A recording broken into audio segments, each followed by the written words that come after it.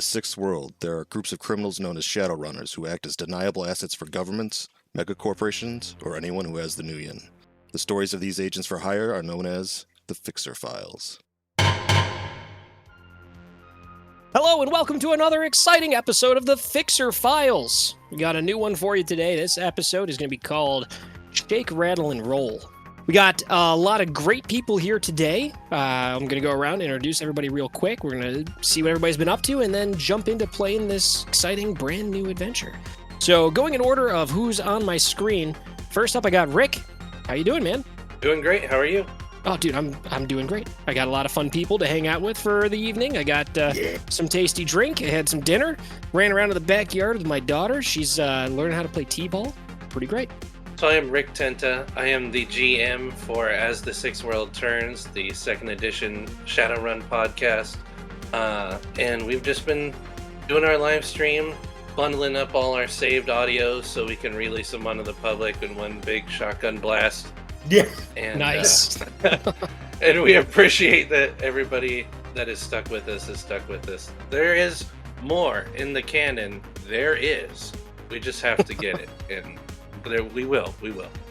Cool, man. So next in line, I got Chuck. You're up next. What's up, man?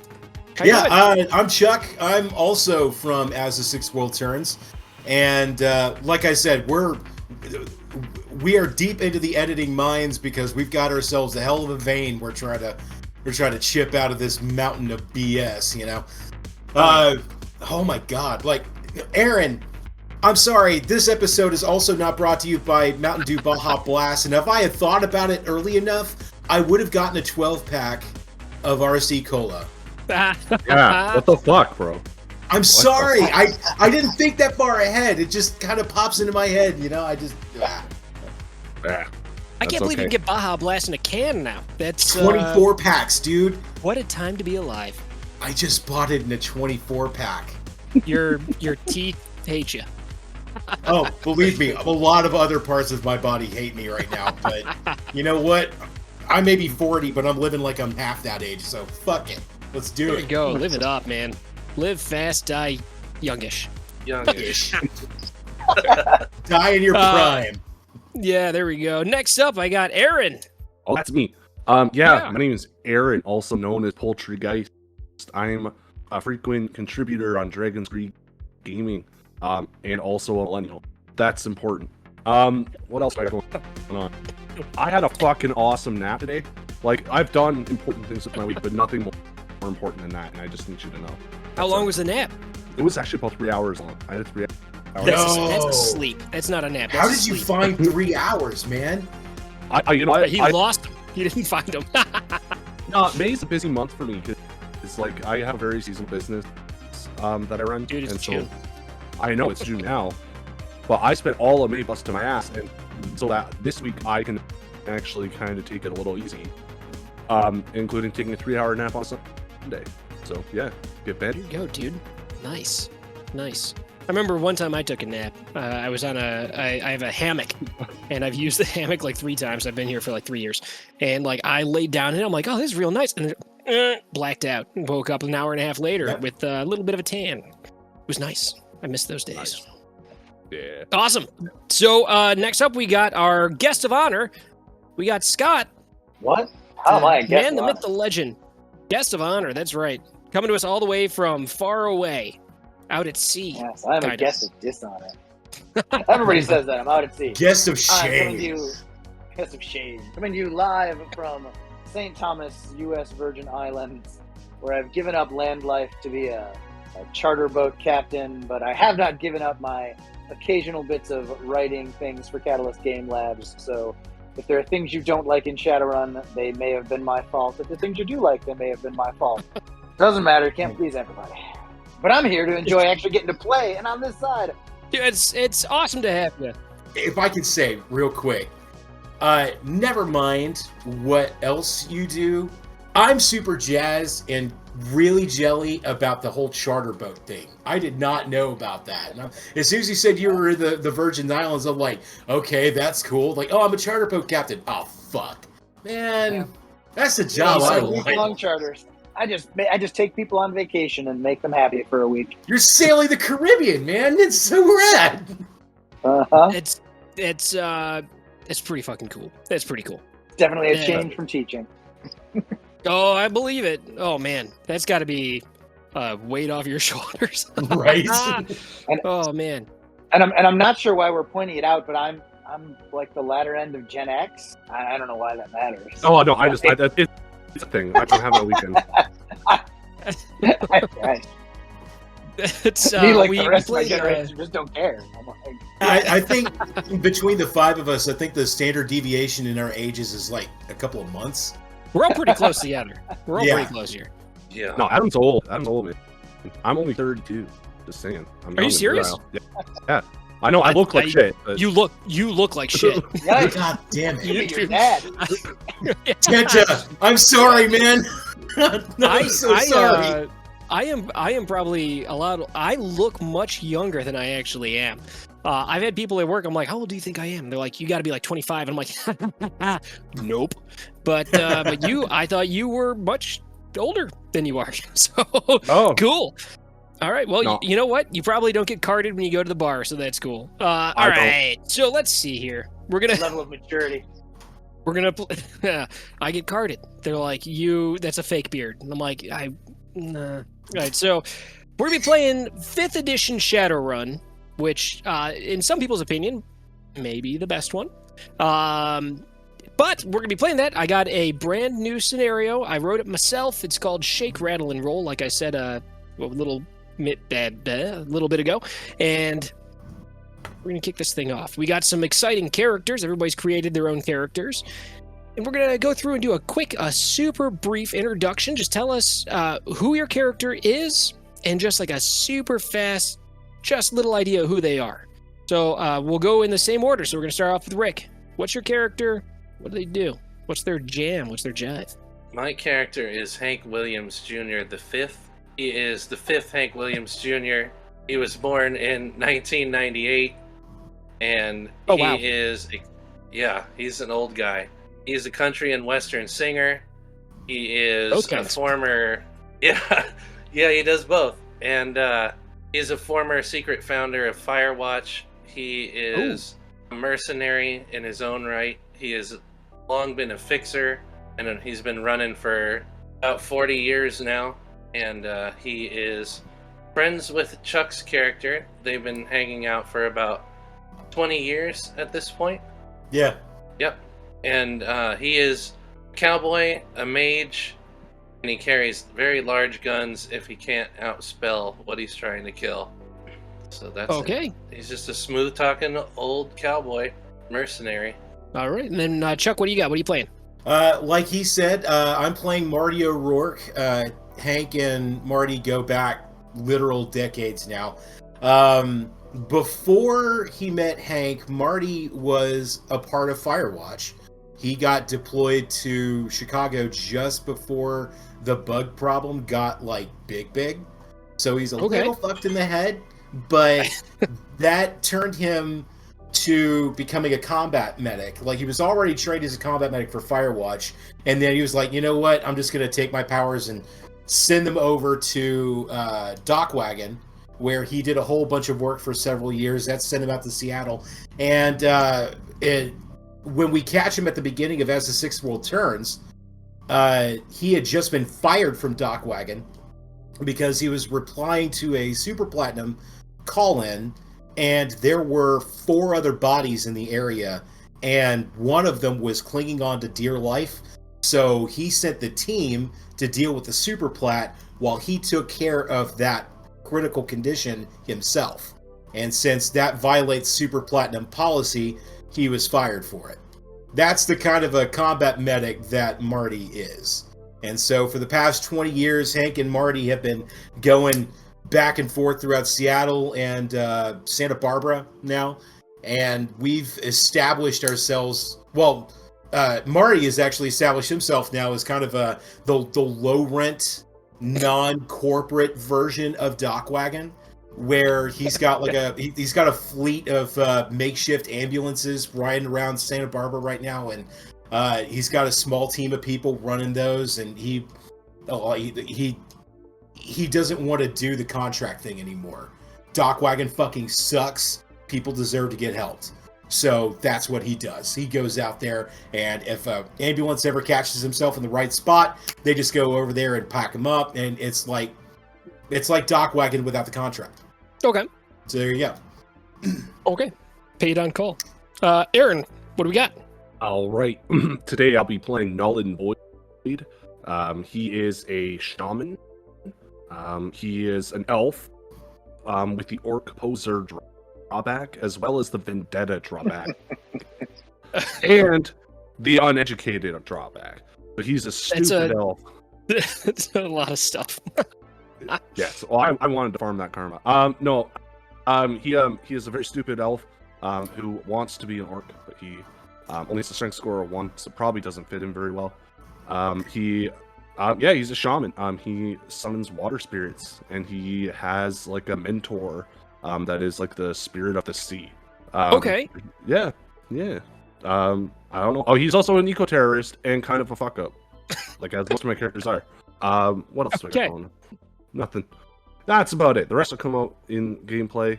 I know a bunch of spells, but I've never played a mage in Shadowrun before, so we'll see how this goes. All right. Yeah. Well, good luck. Good luck. This is going to be a rough one, by the way. All right. And last but not least, we got Scott. What? Tell us about your character. I'm just plain old, boring old Paul. My mom named it. I'm playing Draft. I'll be your hacker, rigger, semi-okay at doing it all, but I just like stealing cars and joyriding them. You know. Okay. You learn how to do things like that, and you just have some fun. All right. There we go. So we're going to kick this off. You guys are all familiar with each other. You've worked together in the past probably a lot. And you're familiar, you're friendly, kind of a team. And your main fixer that you guys work with, almost like a father figure, is a dude named Wet Willie, what he goes by. His real name, you guys know him, is Matthew Williams. Just goes by Wet Willie. Makes it easy. Your regular gig that you guys do is, by the way, I forgot to mention, we're in California, Free State. You guys operate out of Modesto. Your normal gig that you guys do a lot of is water legging. You're stealing water and bringing it out to people for kind of cut rate prices. So you hijack trucks that are hauling tanks of water and drive them to other people, sell them that way. It's all profit, which is great. But he gets a call, and he proposes to you guys. He says, I got a job.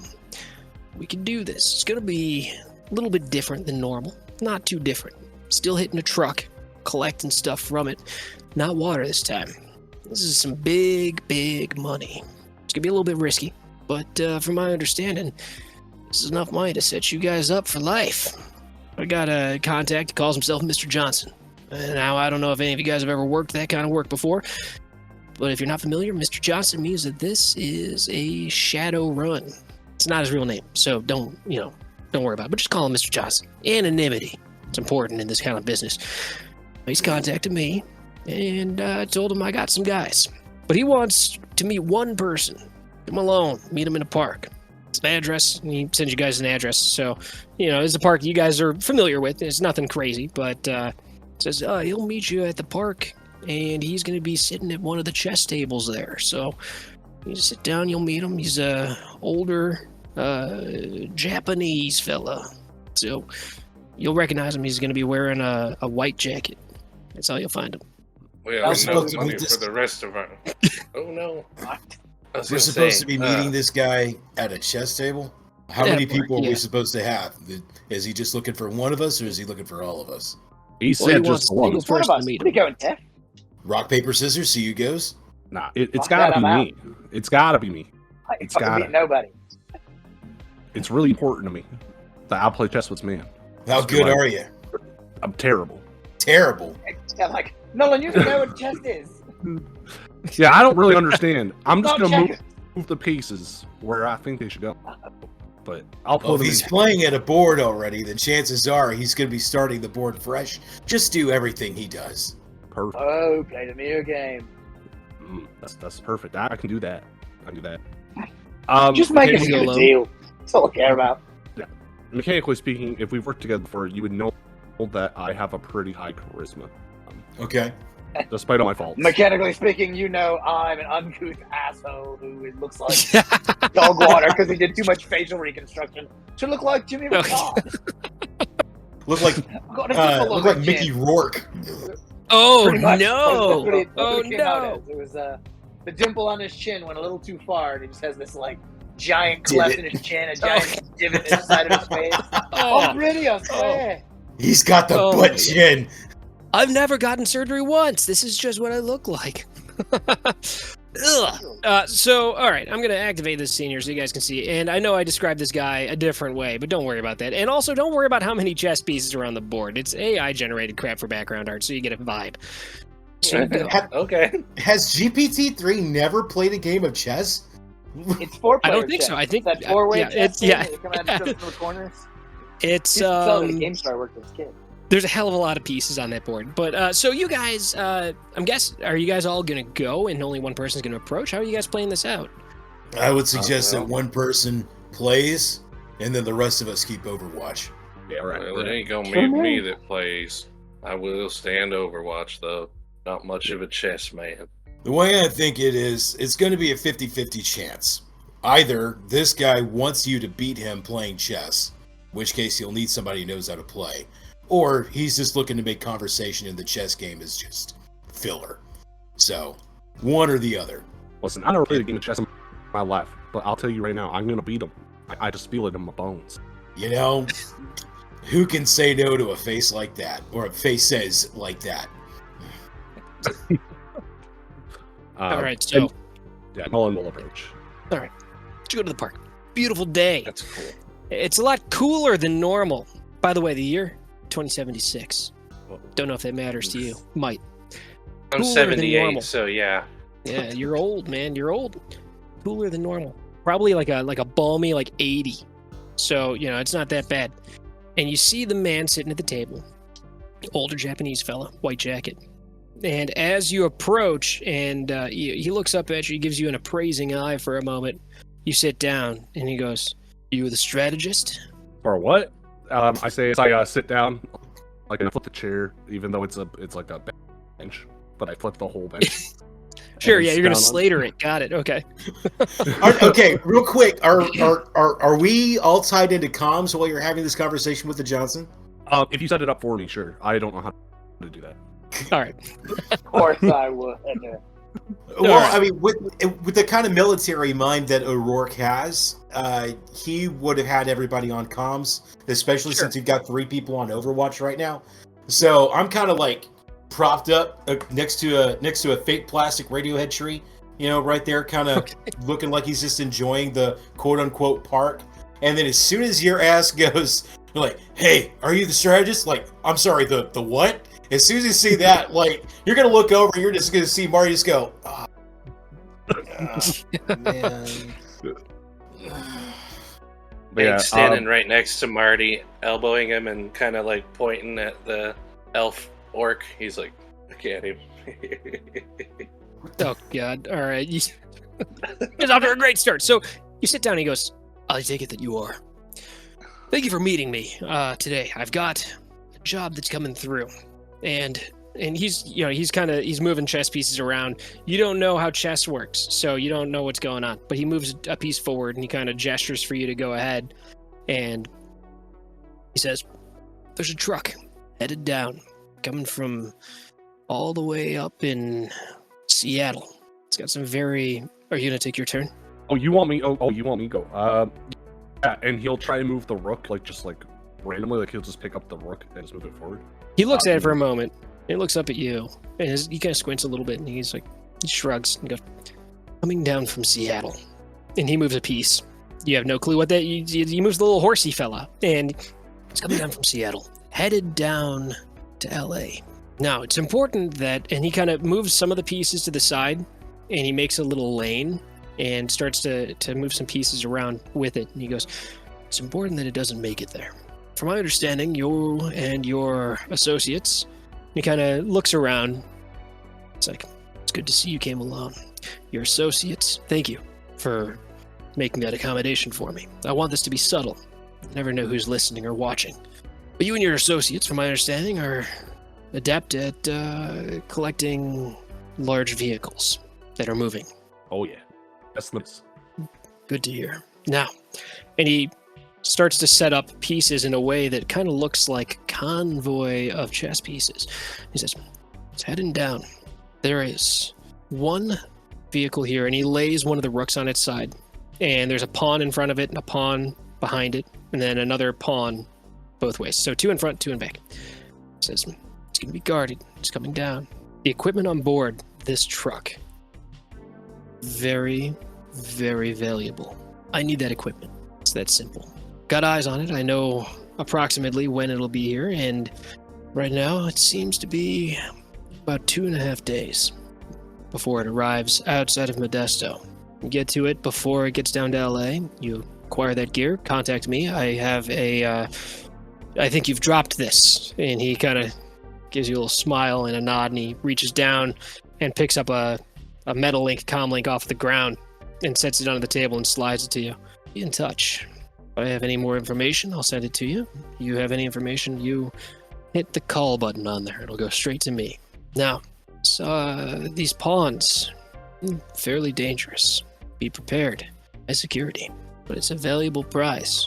And I'm prepared to pay you and every member of your team 200,000 nuyen. Hey, Nolan, ask him what kind of cars they are. 200,000 nuyen. Quite mighty generous of you. What kind of cars are we talking about here? Cars? Well, the trucks. Not cars. The truck? Yeah. Sure. Yeah. The trucks are... Well, the truck, pardon. It's not the main concern. The main concern is going to be the escort vehicles. The truck itself is a trailblazer. Nothing too elaborate. Yeah. You mean like the old Chevy SUV? No, I'm not that old. I may look old. I'm not that old. No. It's a Conestoga Trailblazer. Traditional truck with trailers. The truck has 2 trailers. It's a double. I need the equipment from both. Concern, though, will be these. And he gestures to the pawns. These represent stallions. Armored attack vehicles. Going to be equipped heavily. Prepared to defend this truck. Now, like I said, they're coming down from Seattle, and it leaves us at this point 2 days and 11 hours, 42 minutes before they reach the Modesto area. Take that time, prepare, gather up whatever resources you may need. As any information comes down, I will contact you. We do have eyes on this vehicle. Good Point. Good. Ask about the human personnel. Human personnel. Oh. And traditionally, these stallions coming from the company that's hauling them generally have 4 people, guards, in each. So you say there's 2, that's 8 people. 4. Yeah. See, 1, 2, 3, 4. 4 vehicles. Plus Four who's ever vehicles. riding in the main vehicle. So that's 28? 28 people. Excellent He math. Yes, looks we need to prepare deadpan for a at you. fucking army. And he kind of grabs his forehead a little bit, and he says, I will only pay you after you have after you've acquired the equipment from this truck. I understand that numbers can be difficult, I'm but prepared to make it real simple. 200,000 is Just ask a lot about of the money. package. What are we looking for in particular? Ask him about his package. Cargo. You want the whole trailer, or you just want what's inside? 2 very different ways of handling that. I only care about what's inside, but if you bring the trailers, they may be easier. It's large equipment, industrial. Fair enough. Do you know what's inside? Anything special accommodations for carrying? Prepare to haul the trailers. That's going to be your best bet. Okay. The equipment inside is not man portable. It's industrial equipment. Very large machines. Okay, Adam, step back for 1 second. I'm going to make an ask, and then we can adjust the number to be more reasonable. But I'm going to ask, just so I have an excuse to roll negotiation here. I love all this. 200,000 is 200,000. That's a good day. Why don't we say 200,000 when we're done, and we do 10,000 nuyen up front so we can properly prepare. All right, hit me with a negotiation plus charisma roll, and let's see how you do. He's going to roll to oppose you. First scroll roll of the through all night. of my stuff. There we go. Let's Okay, hope it's a good one. I'm gonna edge. Yeah. Yeah. Yeah. All right. Pre-edging. All right, so let's go. What do I got? I have. But I need to look at the results. No 6s. Oh damn. So only 2 hits on 13 guys. That's not great. Ooh, yeah. I have 6. So he says, unfortunately, that's not within my budget. Now, if you want, I can give you 500 nuyen up front, just for the convenience of meeting me here. Make it, I'm hungry. Yeah. You know what? I myself I'll good. get you a old lot of lunch. Bush's baked beans. Get some of them soybeans. Bush's What baked else? soybeans. Delicious. And Nolan will say it's much appreciated, and he'll move the king like from behind the lines all the way across to his bishop, and then knock the bishop over, set his piece down, and say Yahtzee. He looks down at it, and he looks up at you, and he starts to rub his temple with his left hand, and he's like, there's... all right, well, I guess I'll be in touch. I'll call this phone that I've given you, that you dropped.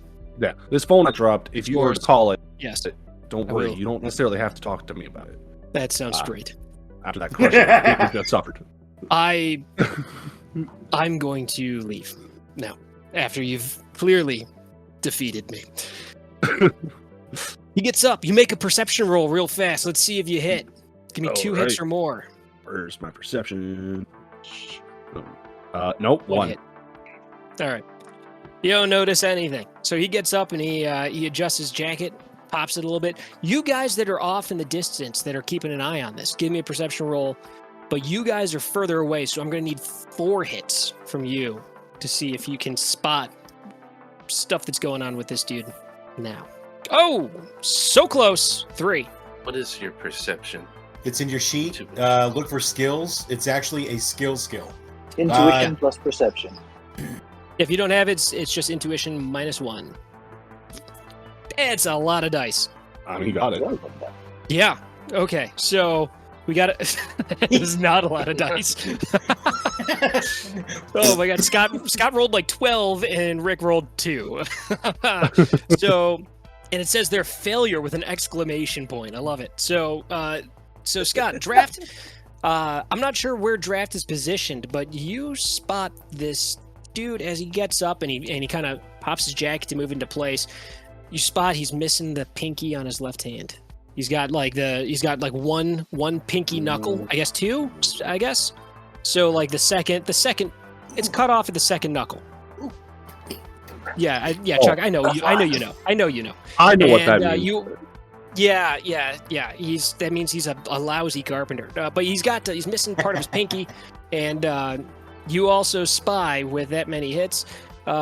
Little peeking out the back of the collar of the jacket, he's got some sort of elaborate tattoo on his back. Mm-hmm. But he gets up and he walks away, and you're there. And are you still sitting at the chess table? No, Nolan would have gotten up. You get up? Okay. But yeah, as you get up, immediately, like some kid like hops into the seat and starts playing chess with another person. They were waiting. So you guys have 2.5 days to prepare for this. So we're gonna move into the next kind of scene here, where you guys get to. Whoop, we're rolling dice. You guys get to do whatever kind of preparations you want. All right. I'll go first if you guys don't mind.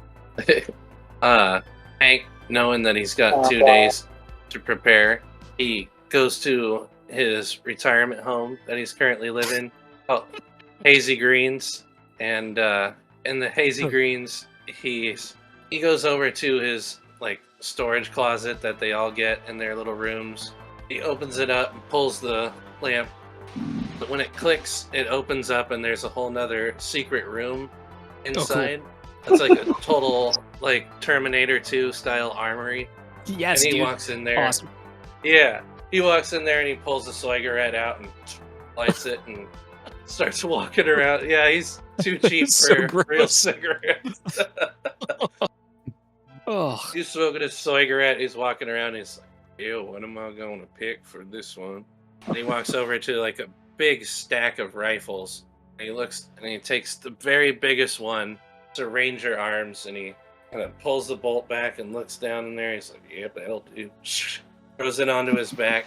And he walks over to an array of huge handguns, just like straight up long irons. And he grabs the one with the silver dragon engraved on the side of it, and Hell yeah. it just keeps going and going. The barrel is it's like Johnny comically Dangerously. large. It's like a 13-inch long barrel. Yeah, it's just like a comically large long iron, and he gives the barrel a spin. And I don't know if you guys ever seen Roger Rabbit, where he shoots the alcohol bottle with those giant bullets. It's basically like cartoon-sized, giant shell-sized bullets. He's loaded. So it's like the, a Ruger it's the Super Taurus, Duper man. Warhawk. The Ruger Super Duper Warhawk. Super duper. Absolutely. He gives it a spin. Stuffs it underneath. That's gonna be a his heavy fucking jacket. spin. Like, Oh yeah. Oh yeah. you gotta crank it. You gotta hand crank it. All right. So cool. He goes So over you're to his loaded up. cowboy hats, grabs one, takes his wedding ring, and kind of like looks at it and kind of misses his wife, and his eyes glow green, and he gets a serious business face, and he's like, "Time to fuck some shit up." Here we go. Retired no more, he says, and he's heading out. bring. Yeah, Marty, what up? Hey, old man, what are you bringing on this one? I'm bringing my big old Ranger rifle, and I'm bringing my big old super duper Warhawk. God damn, you and your overcompensation, man. I thought we had this conversation already. Hey man, some of us just bring what we're used to handling. Well, what I'm used to handling is other people. We're just gonna let those words hang because I realize how weird that sounds, but you've seen how I operate. Just we'll scout the place out where we think we can do the thing. Yeah, I mean that means you're taking a long arm, right? You're taking a sniper. Yeah, I'm taking the sniper with me. I'm leaving the shotgun at home on this one. Does that mean you're going to be okay kind of being outside of combat like that? Because hopefully we won't need your magic. Oh, I can hit him. You don't worry. Fair. I can hit him. Magic or bullet, Fair enough. I'll be able to hit him. What do you think, old man? You think you and I got enough juice for one more? I think this might be my very last fucking one of them. But yeah, We'll try and send you out in style then, sir. yep, just don't send me out on a body bag and I'll be alright. Oh, you know me. You get hurt, let me know. I'll try and patch you up. I'll see you out there, old man. Click. Later, Marty. All right. It's already gone. Yeah, he never gets it on time. Alright, have a All right, gentlemen, here's what's going on. I'm going to have to step away from regular services for a couple of days. I've got a gig out in Modesto. Cortez, you're my XO. You'll be in charge of things for a while. Bravo. Stay close to your phone. I may need to call y'all in on this one because you'll be out in the Modesto area yourselves. You heard that? Yes, sir. Yeah, boss. All right. Yeah, Stay close. Yeah, they all put their hands in, and they what's the name of your company?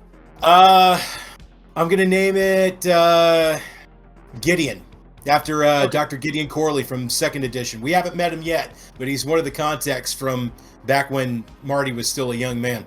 That's the name of the company is Gideon? Yep, it's Right on. Gideon Medical. Okay, so they all put their hands and they go like 1, 2, 3, Gideon, Gideon! and they cheer. And the guy that's your assistant manager is really serious about it. And like everybody's like, dude, you're an asshole, but you trust him, and that's what's important. He reminds all me get of ready. me when I was still in Firewatch, very young and very full of fire for what he does. You know, Just watch him with that fire. right? Okay? All right. So they got you covered. You feel good about it. This is an opportunity to really let this dude do his thing, and make sure that he's the one. He's going to take over when you retire someday, if you ever retire, which might happen sooner than you think with 200 G's coming your way. It's a lot. No, You can Marty's buy up a used to- whole additional franchise.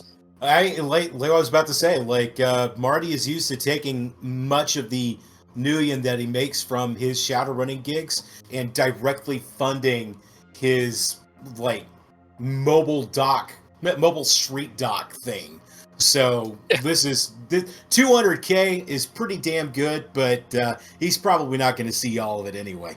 He's investing it back, Yeah, he's giving back. He's a good man. Yeah. What kind of prep work do you guys want to do for this job?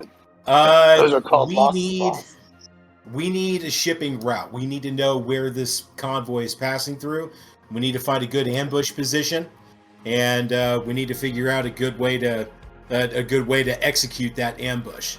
We know we've got one guy with a long gun, so we need to find a good nest for him. We need to figure out who's going to be on the ground with the big guns, and then we need to figure out what other sort of technical things we can do to try to edge things further in our favor. That's what I'm thinking. So Hey, you guys Marty, talk to each other. I got an idea. Can I borrow one of the ambulances? Can we? Can we just borrow one of the company's ambulances? Well, I've seen the way you drive. Are you sure you can bring it back in one piece? I wasn't planning on bringing it back in one piece, but I can bring along a couple of really nice trucks to go in and replace it. But Look, just so you know, It's just kind of a because I'm write-off on a low lot. rent doesn't mean I can afford everything that I've thrown into this company. So if I have an ambulance set aside, that means that the you break it, you bought it policy means you're going to owe me another 36K for a replacement. So please, are you So you just sure need a you can get this thing back? If you can't, if you can keep my you want, I'll ambulance just in do a one dog piece, wagon rig you for you. don't need to worry about the 36K. hey, it's all part of the business. The cost of doing operations. I can just steal another car if we need it. I just think it'd be easier to just use one of the company vehicles. I don't have any unmarked. So, if anything, we'd probably just have to buy another one anyway. You want to split the cost 5 ways and 4 ways and go from there? Marty, I'm not paying anything. a little tight on I money. steal cars for a living. Well, we've got 2.5 days until we expect this thing into Modesto. I'm sure we can find somebody who is quote-unquote willing to allow us to borrow their vehicle. For a ride. We probably don't want to have anybody stuck in a perch somewhere. We probably want to put a mobile on the truck. After it's stolen, maybe. I don't know. So we might need 2 vehicles. We may need a convoy of our own in a way. Probably. Oh, and just so you guys know, if this convoy stops, we're fucked. You think so? Oh yeah, those stallions turn into little fucking turtle shells, into little turtle tanks. It sounds like we need to take this while it's moving. Oh yeah, best idea. Or, well, I did some reading in those little turtle tanks. If you start it while they're moving, they just turtle and then flip over and roll a lot. Right. Hey, Drac, you think you'd be able to commandeer one of those? Commandeer? Probably not break. Yes, commandeer. Maybe. I mean, if you could break it, fine. But if we can Definitely. turn this thing to our purposes, that'd be even better. I could try. I'd need more of me for 5 vehicles. I would say see what you could do with it, and if it turns out you can't steal it, fuck it. Is it possible we fine. just take the truck? Like, is that not an option?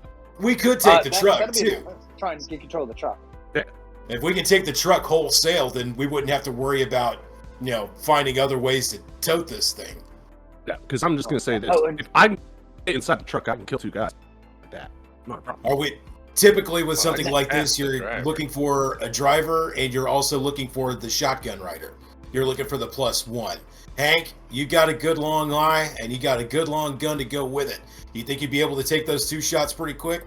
I could tap them both in the head. I don't see why that'd be hard. We'll try and put you someplace where you can see them well enough. Just get me up somewhere high. Don't worry, I can float up there myself.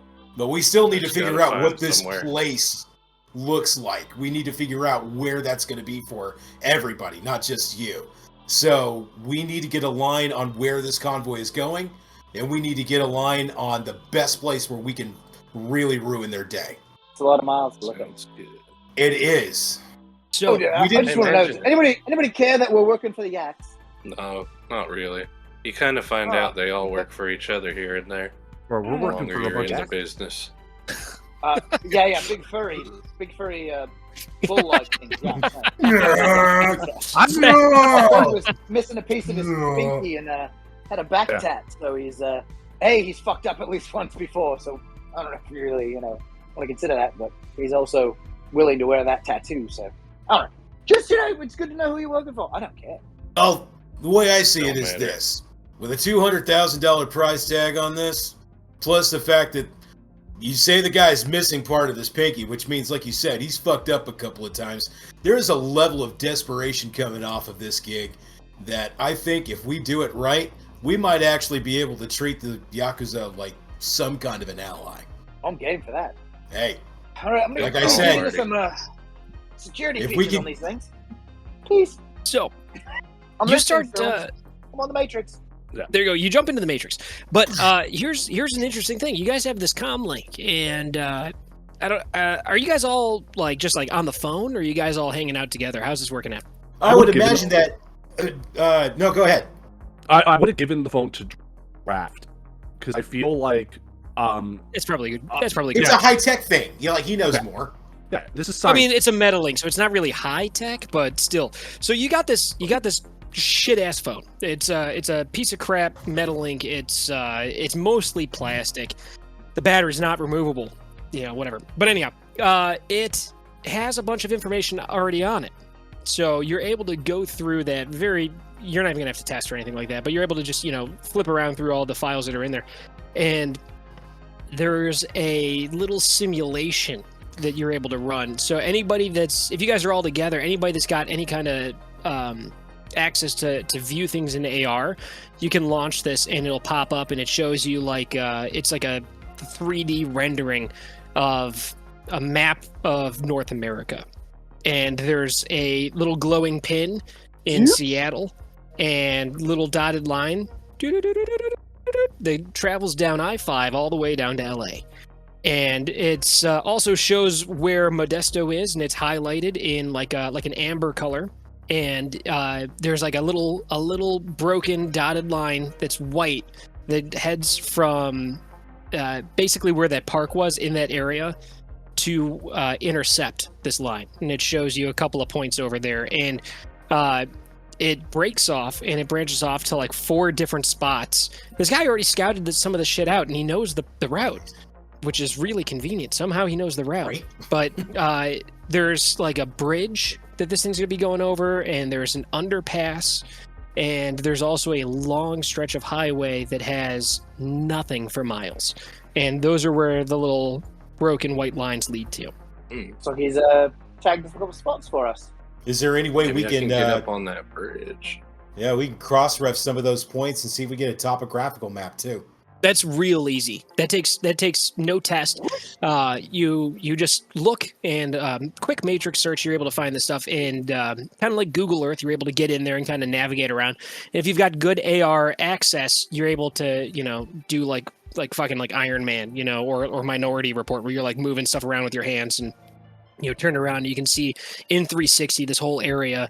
And if any of you guys have at least a middle lifestyle, you have access to the live feed of those areas, so you can see what's actually going on.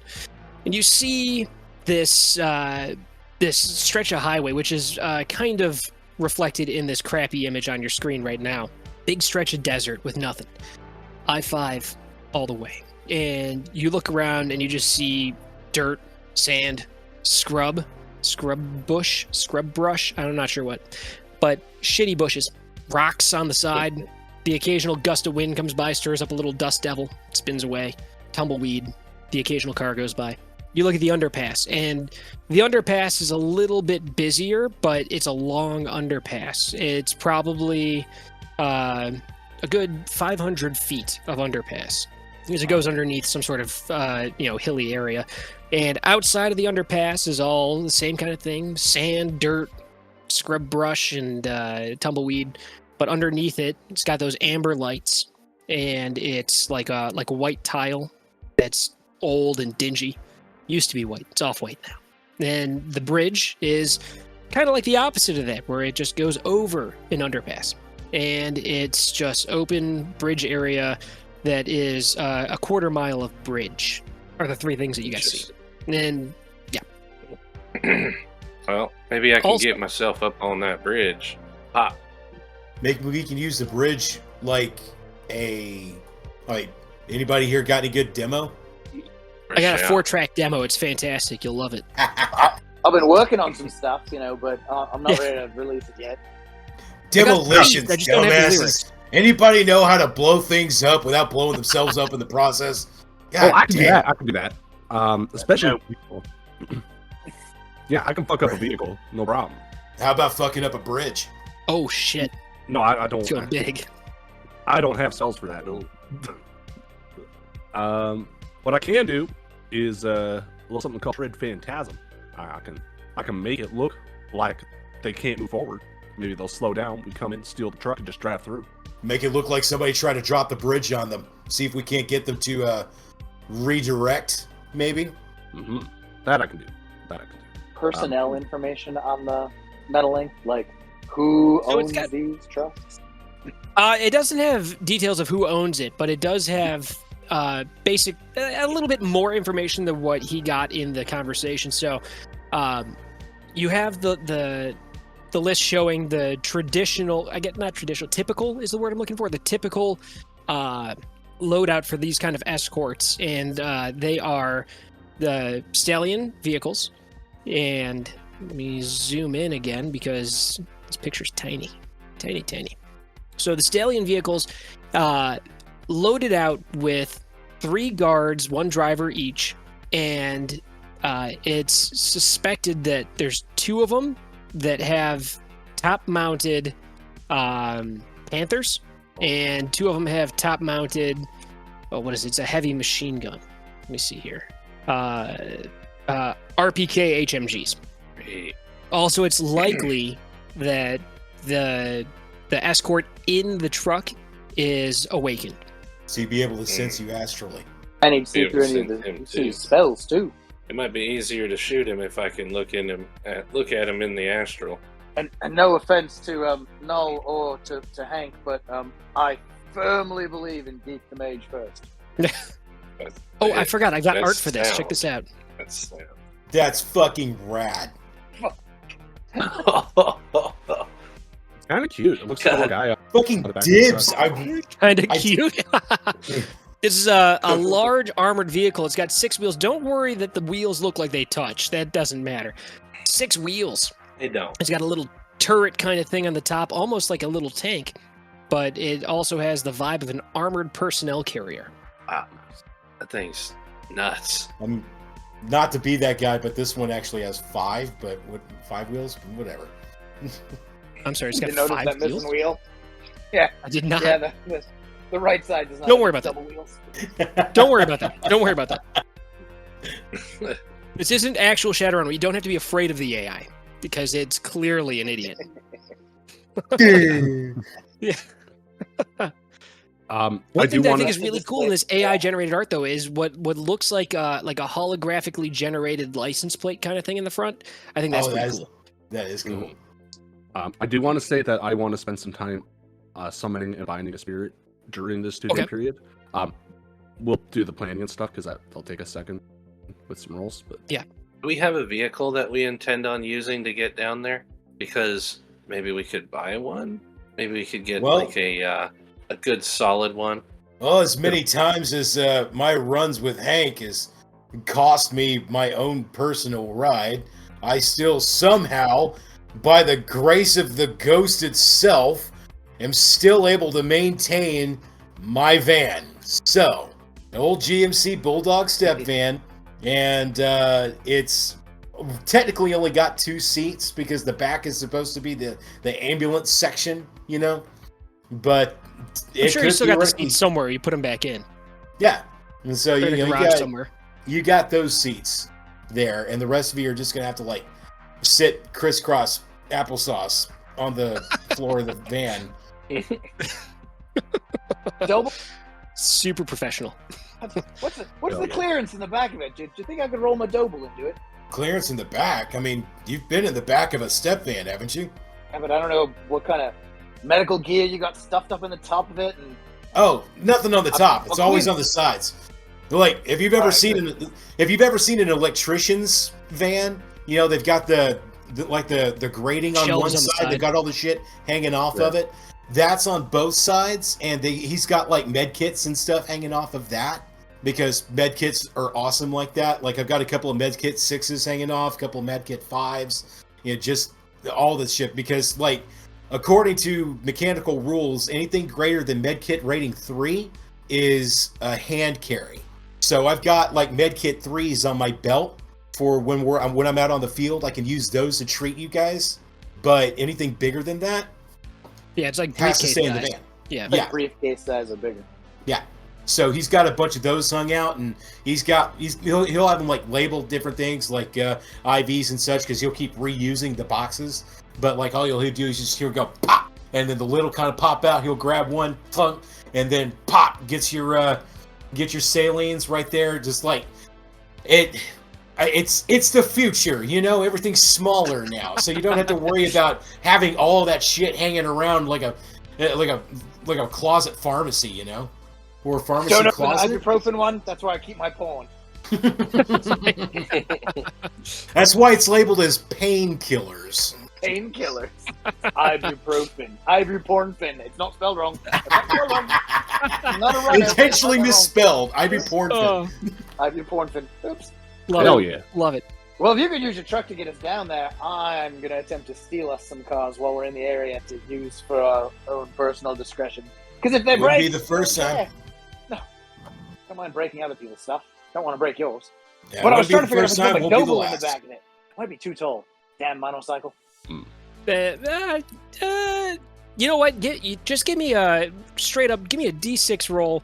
If you get a hit, it'll fit because it rhymes. So it's got to be rules. If you get a hit, I like that. The die roll. Why do I gotta press the button twice? I like that. I just got a message that says ibupornfen. Oh, Critical glitch. That was the one. it Critical totally failure on that doesn't one. fit. You Not only does totally it not think it'll fit, fit. but, like when Try you try to get it in there, like it rolls over your foot and it sucks. You're like, shit, it's not gonna fit. And you guys all look at it and you got your hands on your hips and some of you are scratching your head and you're like, I swear it fit there before. Oh, there was Marty's an old over here man. like, oh my god, what are you doing to my ride? Yeah. Stop. There's sand everywhere. It gets everywhere. All right. So yeah, it's not going to fit in there, unfortunately. If you want to ride that along, you can. If you want to just ride in the back of the van, you can. So, Take it along. It's fun. okay, you've got 3 potential ambush sites. You've got also, messing around in this comlink, you find out that you have, check this out, a tracker on the truck. You're able to see exactly where it is. A live feed.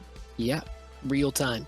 The grid guide information is getting fed straight into this comlink. I don't know if I would trust Grid Guide with this, though. Sounds to Well, me like but it's- something... The grid guide, So- like the grid guide feed of it, that even if you're not using grid guide to control the vehicle, at least in my mind, I would imagine grid guide can tell you where you are. It's like That's the having thing. Waze. You can see where people are, even if they're It not. reads where you autopilot. are. If you're running silence, it just tells you where the blank spot is. Yeah. Yeah. There's a big giant gap in traffic right here. That's where the 5 cars are. It appears to be one truck that's got 2 trailers and 4 escort vehicles that are not there.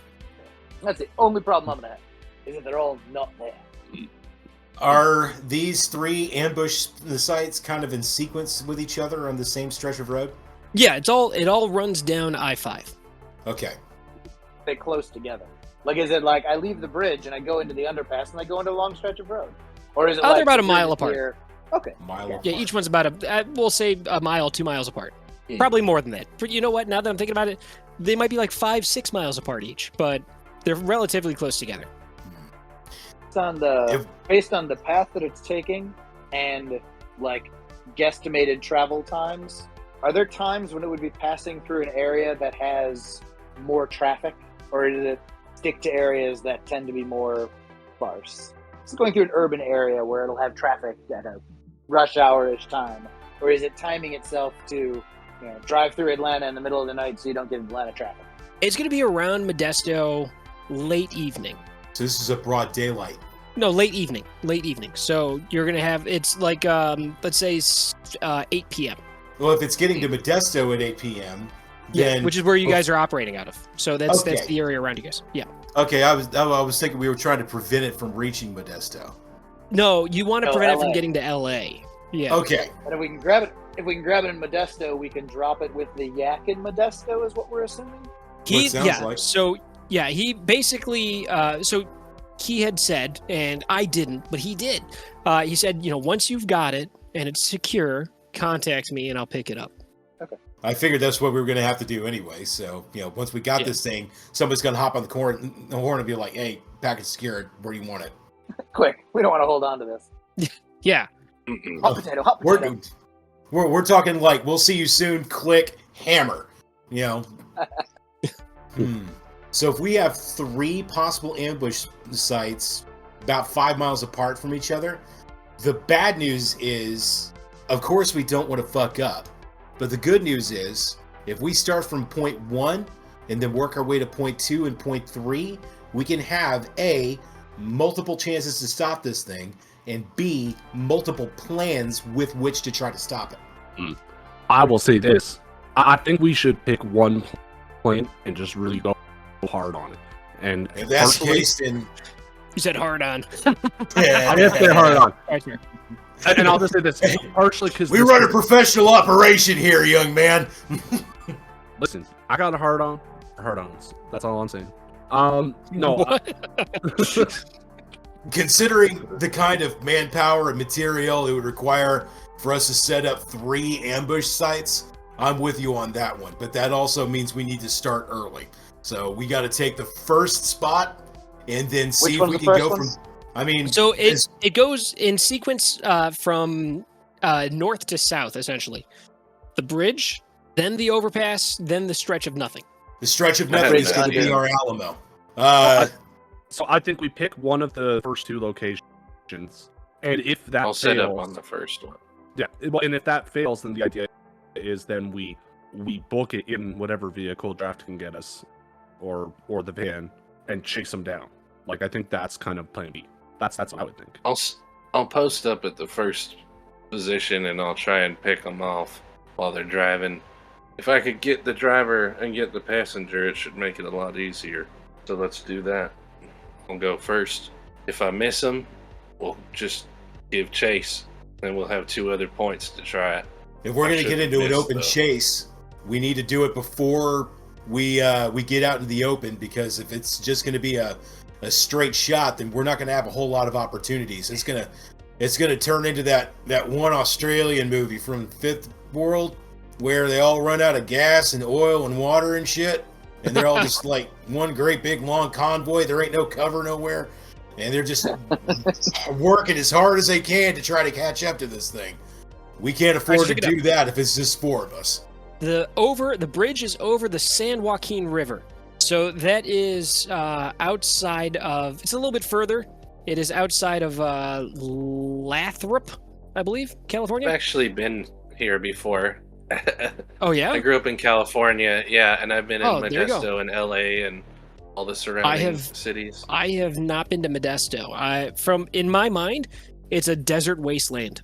That could be way off the mark. I have no idea. It's a nice town. Oh, well, anybody that's in Modesto, sorry. So, but yeah, San Joaquin River is where the bridge goes. Wrong. That's right. And then somebody who looked at Google Maps made this story up, and it's me. Then there's a underpass, which I guarantee is not actually there, that is near Borges Dairy, essentially. And then... The stretch of nothing is outside of a town called New Jerusalem. It's a decent trek from there. There's a stretch of I-9 that there's nothing for miles. With a name like New Jerusalem, that totally fucking sounds like the Alamo right there. That's gotta be our last stand right there. That's fucking the last rad. chance. That is fucking rad. Hopefully we don't end up needing it, but yeah. Agreed. So the underpass is... ambush point 2. That's the underpass. Yes. You said the underpass is just runs under a whole bunch of shit. Yeah, it's for whatever reason it's underground for a little while, and it's like a tunnel. It's got that amber lighting and the off-white ceramic tile walls, and it's about a mile of underpass. How about this? If we fuck up at point number 1, they're going to be moving pretty quick through the rest of that. We can use the Trid Phantasm to fuck up the underpass in point 2. Use that to buy us some time to get out in front of them, and then use the difference in time and distance between points 2 and 3 to kind of come at them head on. See if we can't head them off like that. Pincer style, back and front. That'll also give us the where you're opportunity. thinking. If that's the case, then we could also probably set up Hank at point 2, because even though it's an underpass, that should give you some good clearance, and those vehicles If you will be set moving. up, if you set up with a good sight line. Yeah. Also, And they'll be most moving the, slow the enough. truck, the cab of the truck is going to be higher because you're able to look this stuff up. This is just Googleable, or whatever the Sixth World equivalent of Google is. Griddable. Pardon me. But you're able to look this up real quick and see that like the height of the cab of one of these things is going to be way above the average, even like SUVs and stuff like that. So It's fish in a barrel. yeah, but the issue though is that the Stallions will block the line of sight. Well, they'll be scrambling to try to go around the collapsed That's the hope. underpass, and that should, if we can find a way to get that collapse to send everybody in a single file row, we could actually get you to that point. Have you ever seen, if you've watched a vehicle turn and it starts to approach you, and then there's that one point where the driver actually does not move? Sure, So- yeah, like a pivot point, essentially. Yeah, we give you that pivot point right there, and then we can buy you some time by making them go down that one path, and then you would be opposed coming the other direction. That should give you A, the longest time to set up target acquisition, and B, the best opportunity to shoot. Mechanically also- speaking, 2 combat rounds. I'm also gonna say I like it. That's nice. I could put me and one other person invisible to actually climb into the truck at that moment. That would Like- probably be you and Hank then. Well, Because it would be we'll- or me and draft, because Hank's got the sniper, right? Yeah, And he's gonna be far away to take the shot. So that way, ideally, I'm picking up what you're putting down. Ideally, Hank pop takes down the people in the cab, while 2 invisible folks hop in. So it keeps moving like nothing happened. And I they'll love just, it. so long as we stay with the convoy, we can try to convince them that we are moving in the direction that we should be going. You just drive casual for a little bit and then Exactly. break Visible. off. We're going to wear the Yeah, convoy you get like me a in. hat. Yeah, you can get me in the inside the big rig. I can spend a little bit of time tweaking with the little guys until I eventually, woo, off I go. Exactly. And I think draft is probably the best driver for us all. I don't know that, but I would say so. I mean, feel like I'm you probably pretty do good. that. Shit. I'd say so. I having played a rigger that specialized in vehicles, you better be. I like that plan because it's sneaky, it's sneaky, but we can do it. But I think it's possible. Okay, if that's the case, that Gotta means we Figure out a way forego to get- one of our opportunities to stop this thing going over San Joaquin. That's all right. I believe in us. Is there anything that we can do at point 1 to better set us up for success at point 2? How about we use San Joaquin as a little recon run? We just go shooting past them. I like that, but that means that somebody's Grab got to be something fast. That'll be me. That will be me. You 3 will be set up at point 2, and then I'll be set up at point 1. I'll relay whatever information I've got, and then kind of tail them, and we can actually kind of sandwich them a little bit if I can stay out of their LOS long enough that they don't suspect I'm following them. Yeah. As long as you don't Sounds look good to me. suspicious, you just look like another car on the road. I like that. Just don't look I suspicious. like that. You Just- guys will just be in the drive cool. van. Yeah. Drive You cool. guys will be Drive in cool. my Drive cool. ambulance. So that means all we got to do is just steal an Americar or some shit, and voila. Some kind of piece of crap AmeriCar. Yeah. Whoa, what? Let's do it. Ford, what's going on in there? Hilarious. So I'm sorry, I don't steal Fords. Yeah, they break down too often. Yeah. Found on road. fucked on run dead. day. Fucked Unless on you run got a day. really good mechanic, and I'll leave my good mechanic back in Canada using that. I thought you were the good mechanic. No, my good mechanic who can work on a Ford. Takes a special Oh. person to work on a Ford. Takes a lot Hey. of patience. What can I say? What can I say? I just All right, so you guys have a basic plan here. We've got a little bit of information from the comlink. You've got a route. You've got a tracker that's in place. What other kind of prep work do you guys want to do before putting this plan into action? I mean, got I some imagine in I my could- spirit. I got I- some Yeah, I so in in my the could spirit, spend yep. I could spend a couple hundred nuyen on some beater since I'm going to be the only one on it. Just so long as it's got 4 wheels, I can still handle it. I think that looking at Draft's character sheet, I think acquiring one of those without spending money is not going to be an issue. Cool. Pretty good at stealing Yeah. fast. Yeah, I feel confident that he's going to be able to pick up just off the road whatever without issue, just for this recon run. So that's just a matter of a couple of hours of work, and you guys have Stay away from these high-end equipment and just focus on the junkers, and I can just run them into him all day long. You know, Hey, pick I've up already got. just a piece of shit. I've kind of already got Gideon Bravo on standby for this one since they're in the area. Can I have them follow me from Point Alpha? Sure. Yeah, absolutely. Could- So Could your boys so at we- the Gideon be our stop in the tunnel? Can they create a fake accident that they're responding to? And Well, they could further Dive sell in they could sell the Trid Phantasm actually. I mean, Yeah, they could actually sell it, and have it- staging a real accident, it wouldn't be that tough. It's just a matter That's of true. crashing a car. Crashing one a car. for me to sustain too. that's Like true. it. And the mage can't see through me breaking a car. That's true. I like it. In the immortal words of St. Peter Vinkman, this is a terrific plan. I'm excited to be a part of it. Oh, if we want to get real, if we're really callous, we don't even have to make an accident. I could just cast destroy vehicle on a vehicle that's driving, and like just kill family for. Are you actually suggesting that we harm innocent civilians in front of the combat medic? Really?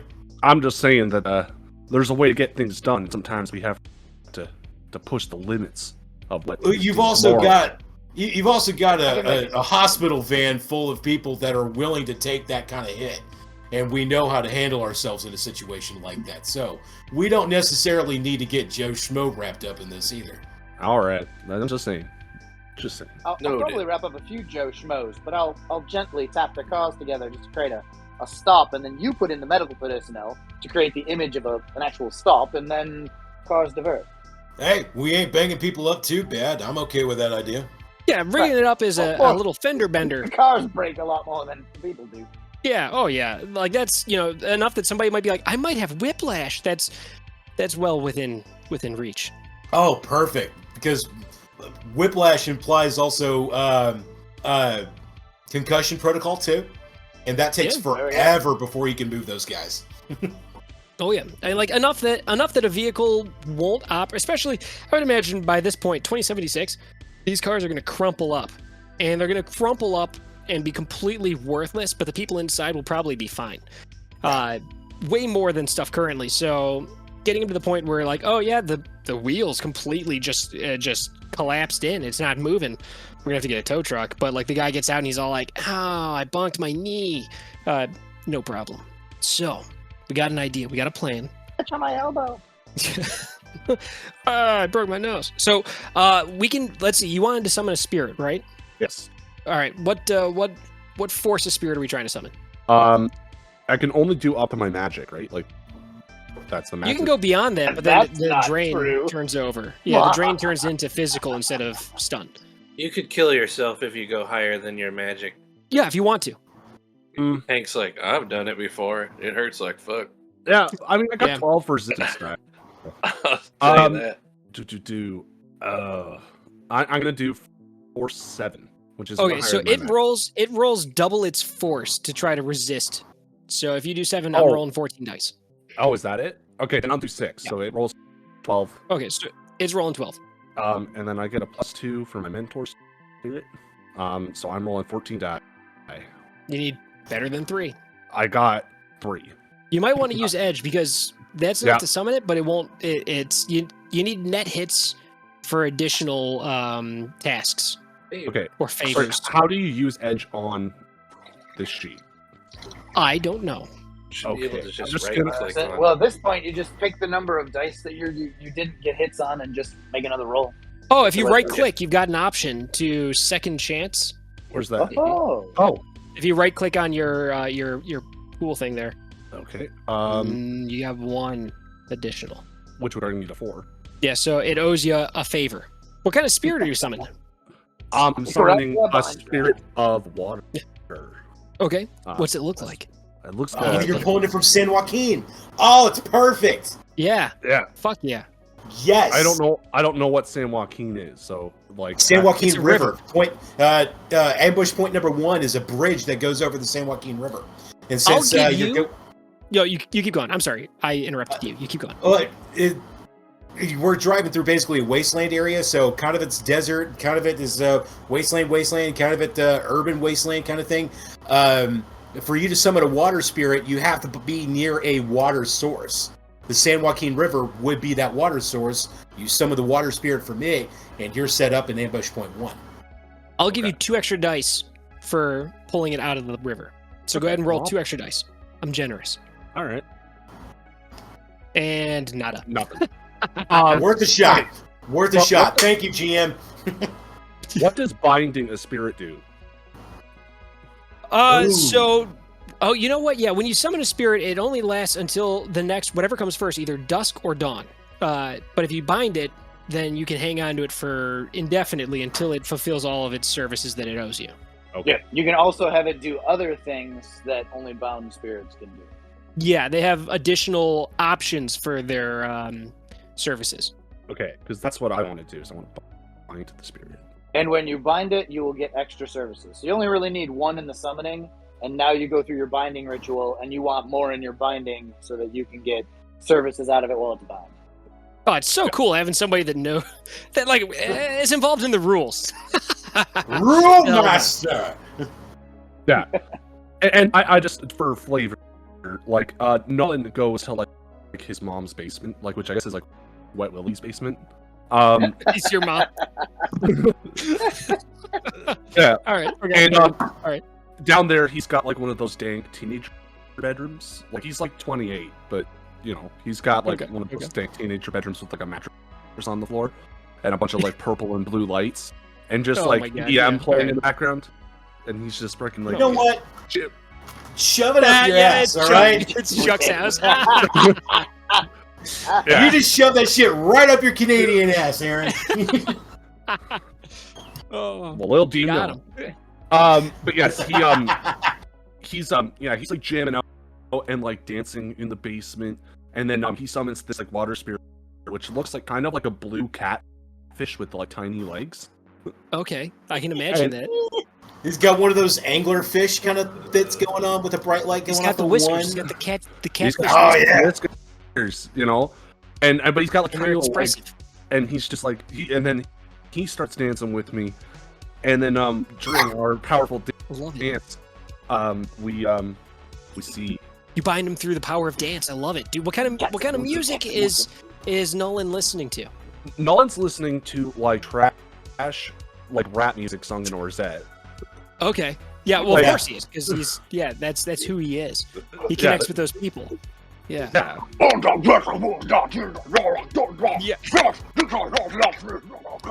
Yeah. It's like it sounds like Rage Against the Machine sung in Russian. Yeah, exactly. With your jaw stuck out. So I'm making the roll. I got 3 hits. Binding That's probably gonna be for nada. Let's see. I got 1 on all those dice. I got 1. Okay. So you got 2 now. So then he actually adds 2 services. So he owes Yes. me 3 services now.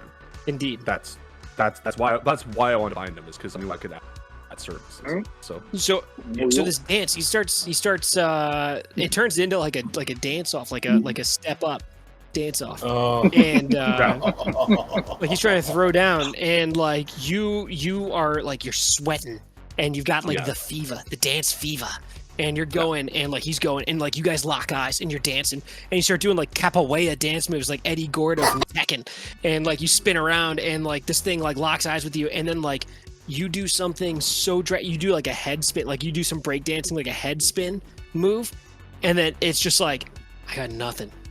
and then it bows to you and does like a gesture with its silly little amphibious front paw, Yeah. its front flipper paw.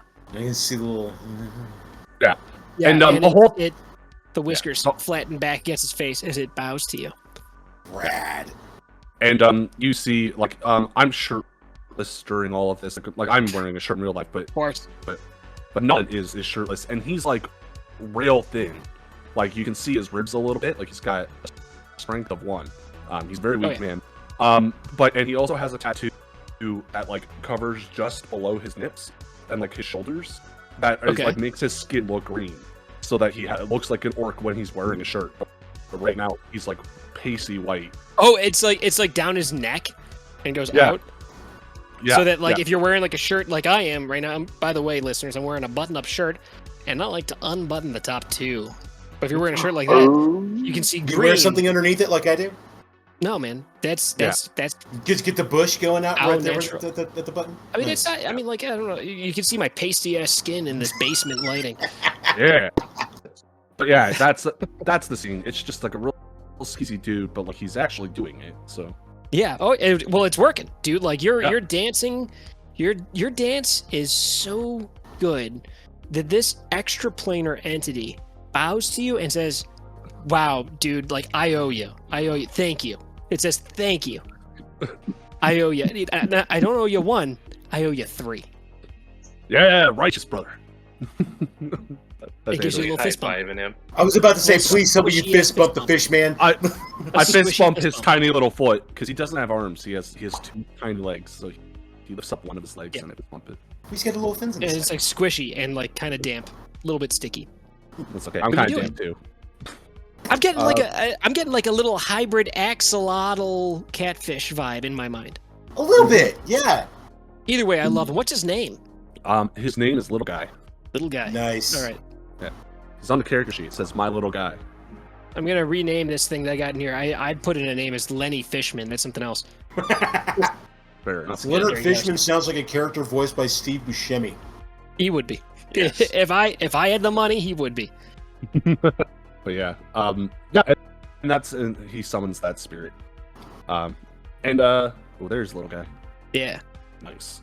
I'm gonna just set his stats if I can. Yeah, go for it. You have to give me permission to edit it. You should. He's in there as owner, or you're on as owner of him, so you should be able to. Sorry, I'm clicking on the wrong thing. Okay, perfect. Thank you. There you go. I'm gonna work on that with you All right, guys. so you got him. What else do we got prep-wise before moving on to the action? I need to relay to Bravo the plan so they know to You post do. up at that point, Bravo. No problem. You talk to them, and you clear out the protocol for all of it and set everything up. And I'm guessing, and if I'm overstepping my bounds, let me know. But I'm guessing you're setting up for a little bit of I don't know if you guys are familiar with this. It's called a pit maneuver, something that the cops do, where you bump Oh, I do. in the back, right by the back tire, and it causes the car to kind of tip around to the side, and they're gonna do a little pit maneuver, and it's gonna push a car fairly gently into another car, and then they'll deploy to assist the people inside after their small crash. It should be pretty reasonable. Basically, what that's gonna come down to is I'm gonna have you roll just your edge stat, and if you get a hit, it works out the way you want. If you get no hits, it doesn't work. If you get a critical glitch, it's going to be bad. That's the plan. Okay. Rough. You want me I to like roll where that you're now? at, though. No, of course not. We're going to roll when it's interesting. Okay. While we're prepping, Hank's Mhm. been walking back and forth to the car, and he comes with a bunch of suitcases, and he sets them down in front of everybody and goes, "All right, what's y'all's carries?" And he pops them open, and it's a bunch of explosive rounds of a bunch of different calibers. Oh, Oh, you got shit. all the fucking ammo. Oh, shit. Oh, so you're going to appreciate this then. I've got the Colt M23, right? So that's my baby now. Got it all set up. And then Hank, my boy, pull out that Ruger Silver Warhawk. Oh, Still got your silver dragon etched onto it, the one that you gave me when I was 30. Oh, beauty. Pulls- Yeah. pulls out like a modern version of it. It's even more square and clunky, and long and weird than the old version. He's like, Far less kinda- aerodynamic, because who needs that with a gun? yeah, he kind of like high fives you with the barrel, with the butt of the gun. He's like, Tink. "Hell you guys yeah, Marty." cheers with the guns. I love it. Yep. Yeah, Dude, me and I do that with my daughter with like everything. We always like cheers with like we'll share like a Pop-Tart and we'll cheers the Pop-Tart and eat it Fuck and yeah. like drinks and like everything. Oh yeah, she loves it. Oh yeah, I love that. Oh yeah. Yeah. If we I'll both pull had out that- guns, we would do it. But like she's a little young. She's a little young. No, you'll also get to the point where you'll do that back of the hand fist bump, and then you got to use that to bump your handles, bump your butts. Just There you go. got to do it like Bumping that. butts. I love it. Bumping butts. Yeah, But yeah, Marty pulls out that blast from the literal blast from the past. You're like, hey, old man, you remember this one? it's like, I sure do. And he pulls out a handful of explosive rounds.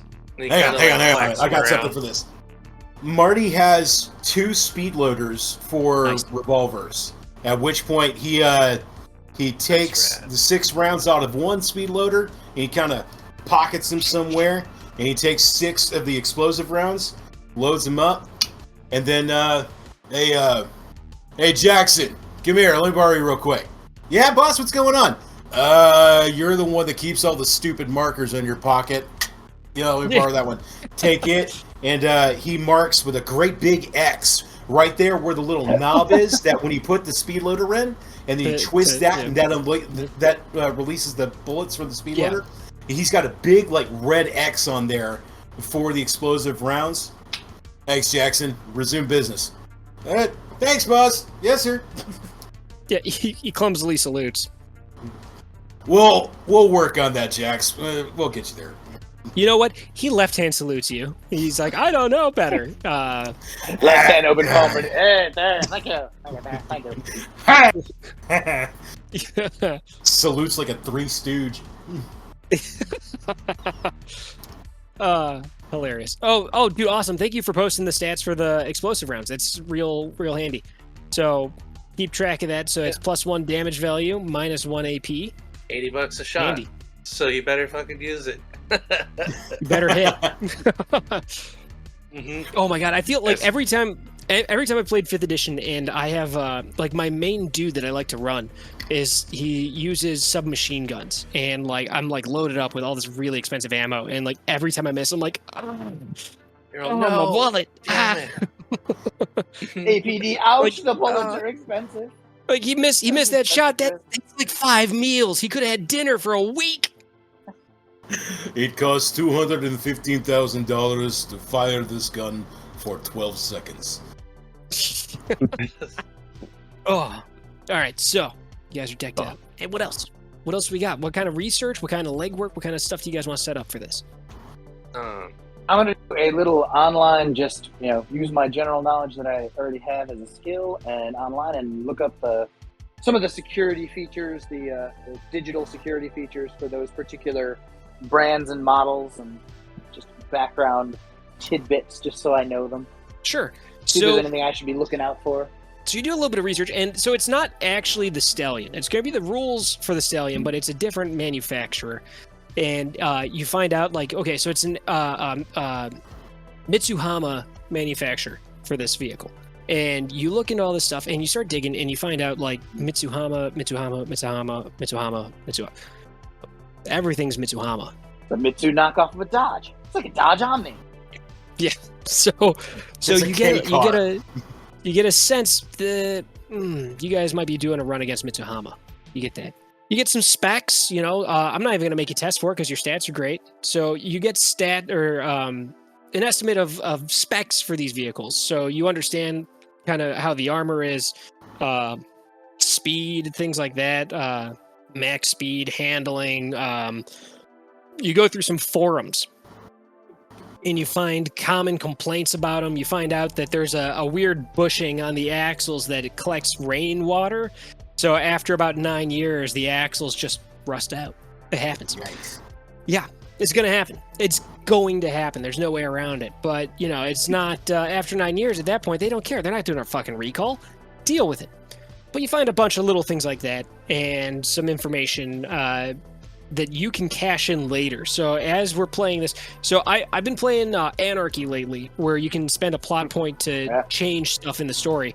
I will let you have basically one plot point to cash in when you encounter these things to say, oh, by the way, this is a fact about it. Okay. So you can kind of change the narrative a touch. You find out information about the truck also, and you get truck stats. Do you want these stats, or do you have all this stuff on lockdown because you're some kind of mastermind? I might have wrote them. Yeah, that's what I'm saying.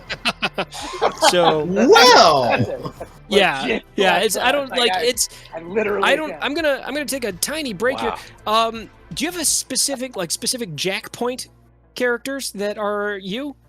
No, I use genome a bunch because I have a biology background. So for like the wild critter things, I wrote a lot for genome.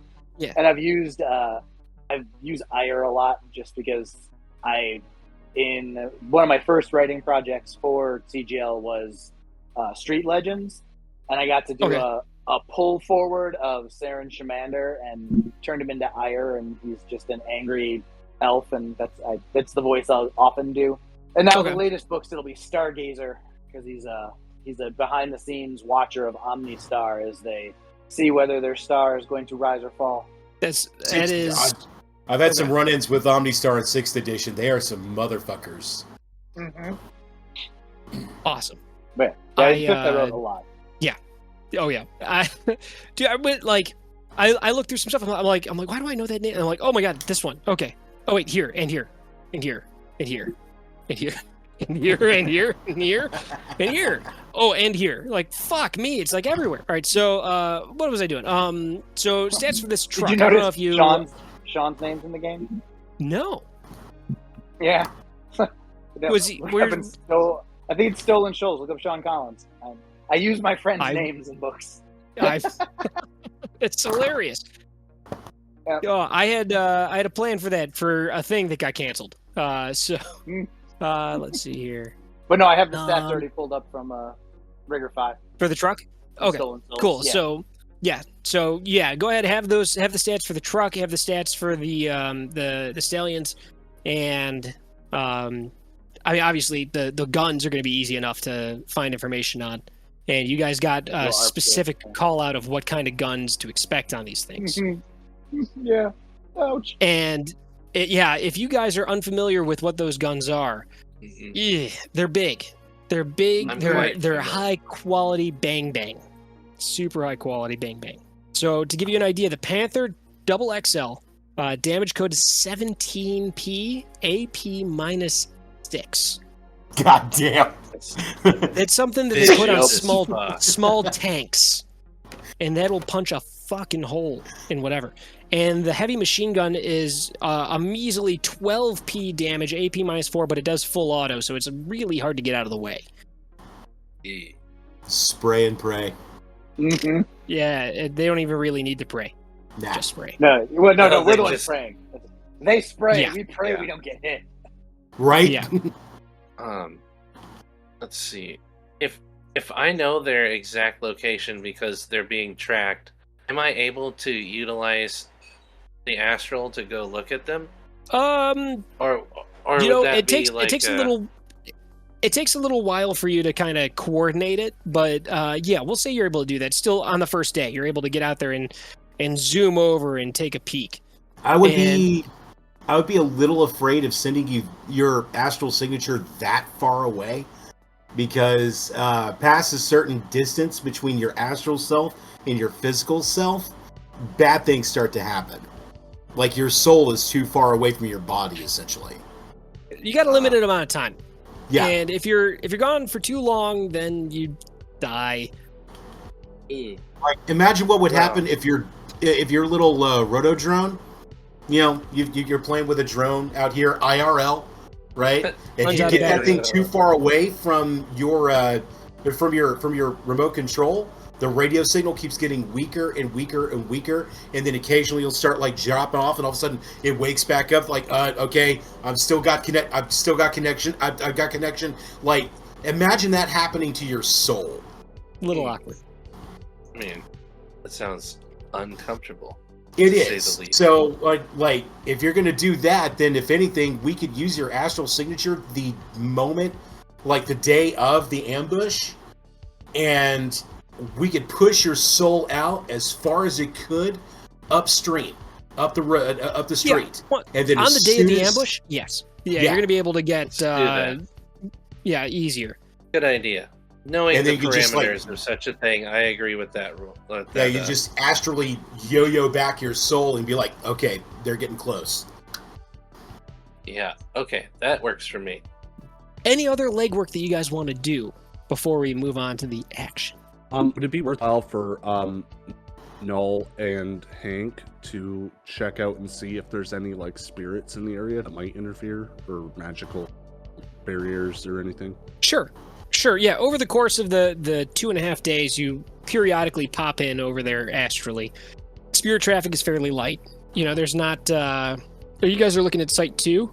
Excuse me, the underpass? Mm-hmm. Okay, yeah, it's kind of a heavily... what's the word I'm looking for? Like manufactured area right there, this underpass. There's not a lot really of spirit traffic there.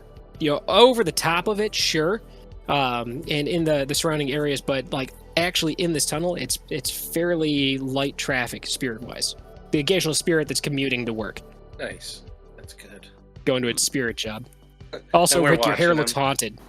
Oh, yeah, it's flying around. I got my fan going. Yeah.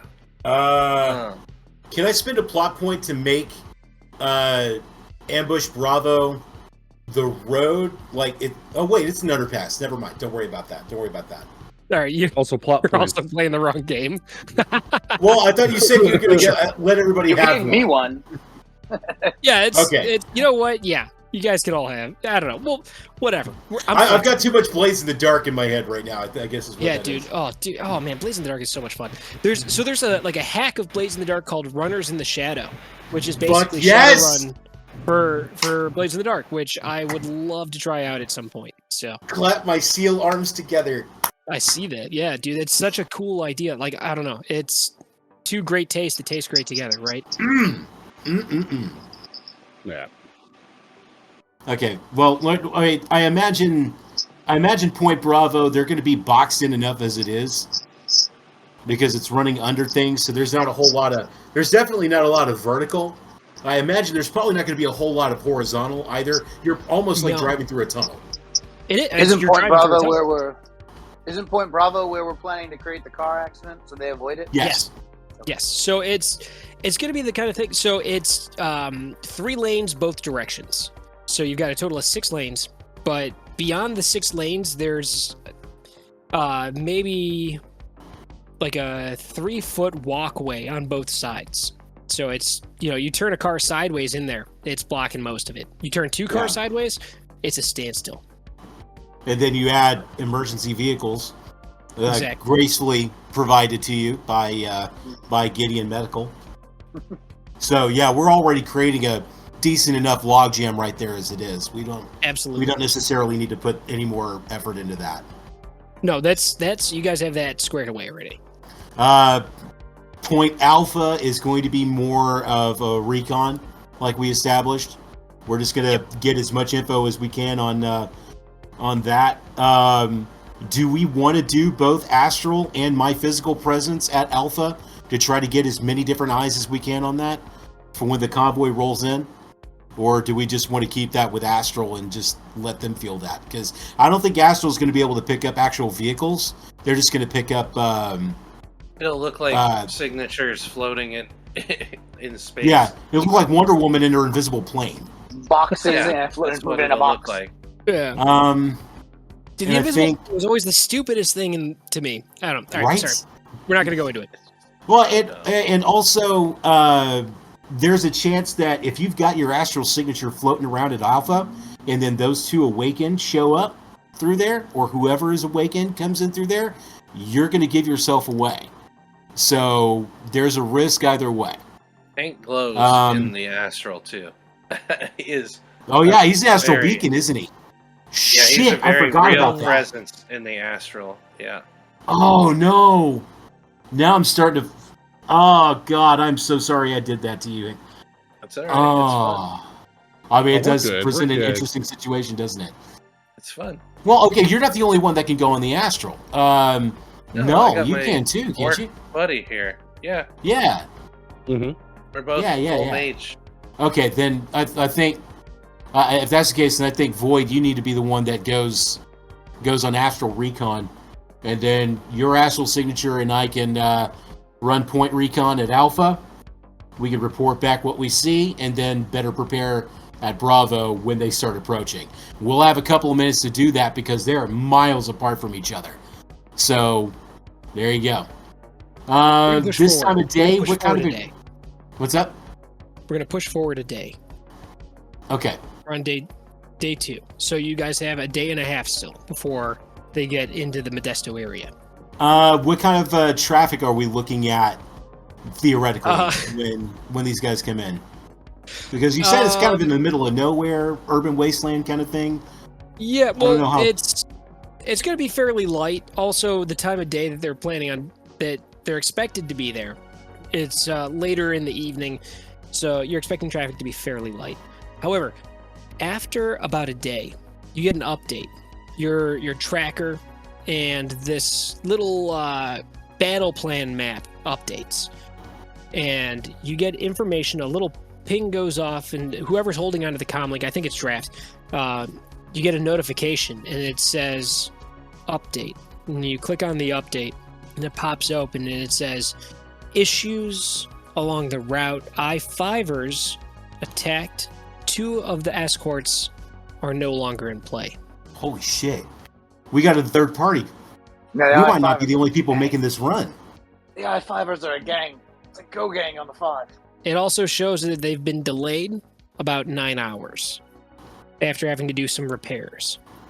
But the I-5ers were taken care of then. Because if they're making... Absolutely. Bloodbath. Yeah. Fucking bloodbath. But 2 of the escorts out of the picture. And I imagine this is just north of Point Alpha?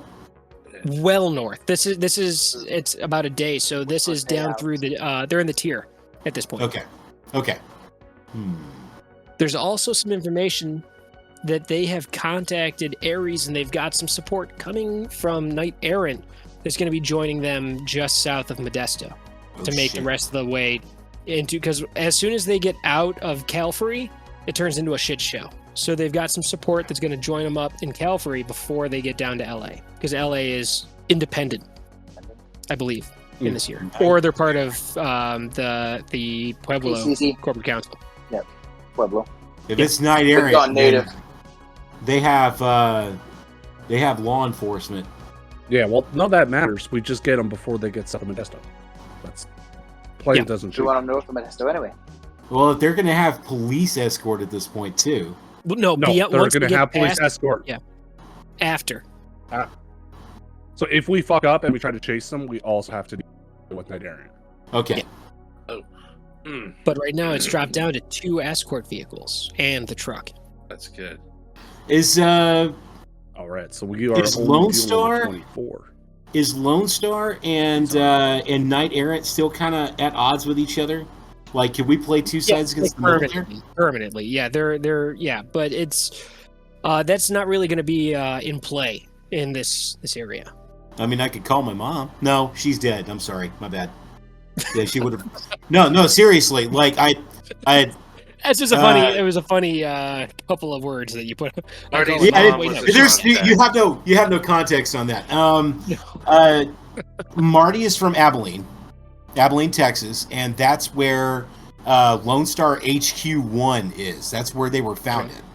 And Marty's mother was dispatched for a long time, but I'm in my 50s now, so my mother is either fully retired or already joined the Celestial Choir. So she's not going to be useful on that one. That's going to show up on an episode one day, by the way.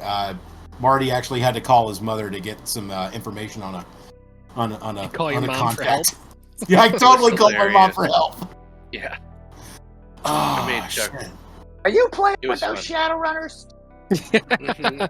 told you nothing good had come from that. Mom, leave me alone. God. So that means speed and time is gonna be the essence on this one. As soon as we execute, we've got to have everybody in position. Everybody's got to know exactly what they got to do, and then we got to execute like on the dot. Because if we fuck this up even a little bit, KE is going to be on our ass like flies on shit. It's going to be quick. Is there? I can look up and see if there's any footage of the I-5er attack on that convoy. Anybody doing any local recordings, any me feeds, pitos? Yeah, you do a little bit of digging, and you're able to get through and find some information on it. And like these dudes, basically, you get it's like some dash cam footage essentially of somebody that saw this. And like these dudes ride up, and they're on a bunch of motorcycles. And as they start approaching, you see a bunch of them. There's like a dozen dudes just get shredded by the heavy machine gun, and they're like attacking with like chains and stupid crap, and they end up like jumping on one of these things and crashing it into another one, and they fucking explode and blow up. These I-5ers get laid to waste. Is this the entirety of the I-5ers, or is this just like no? Oh no! Oh no! It's just the dudes that were in the area at the time. So there's like a dozen of these I-5ers, and they get ripped to shreds. And one of them got a lucky fucking shot at something. God, this sounds hilarious. Yeah. One of them, swings a chain and it wraps around the axle, and like the one tire locks up, and the stallion twists and spins and rolls, and then the other one slams into it, and they blow up, and munitions start cooking off, and it explodes and shoots shit everywhere, and you get the anchor road rage. Absolutely. You get the anchor man comes in, and he's all like, tragedy on the I-5, local heroes, villains, the I-5ers attack a moving vehicle, and here's the footage live. And you just see the carnage, and they go like, younger viewers should look away, but not for too long, this is gonna be rad. And then like explosions and shit. Now watching this, what was the security response like by the vehicle? Well, obviously they opened fire before they even got there, so fucking MTG Zero Zone is full in effect. Yeah, so it's a little bit tricky because the highway isn't theirs.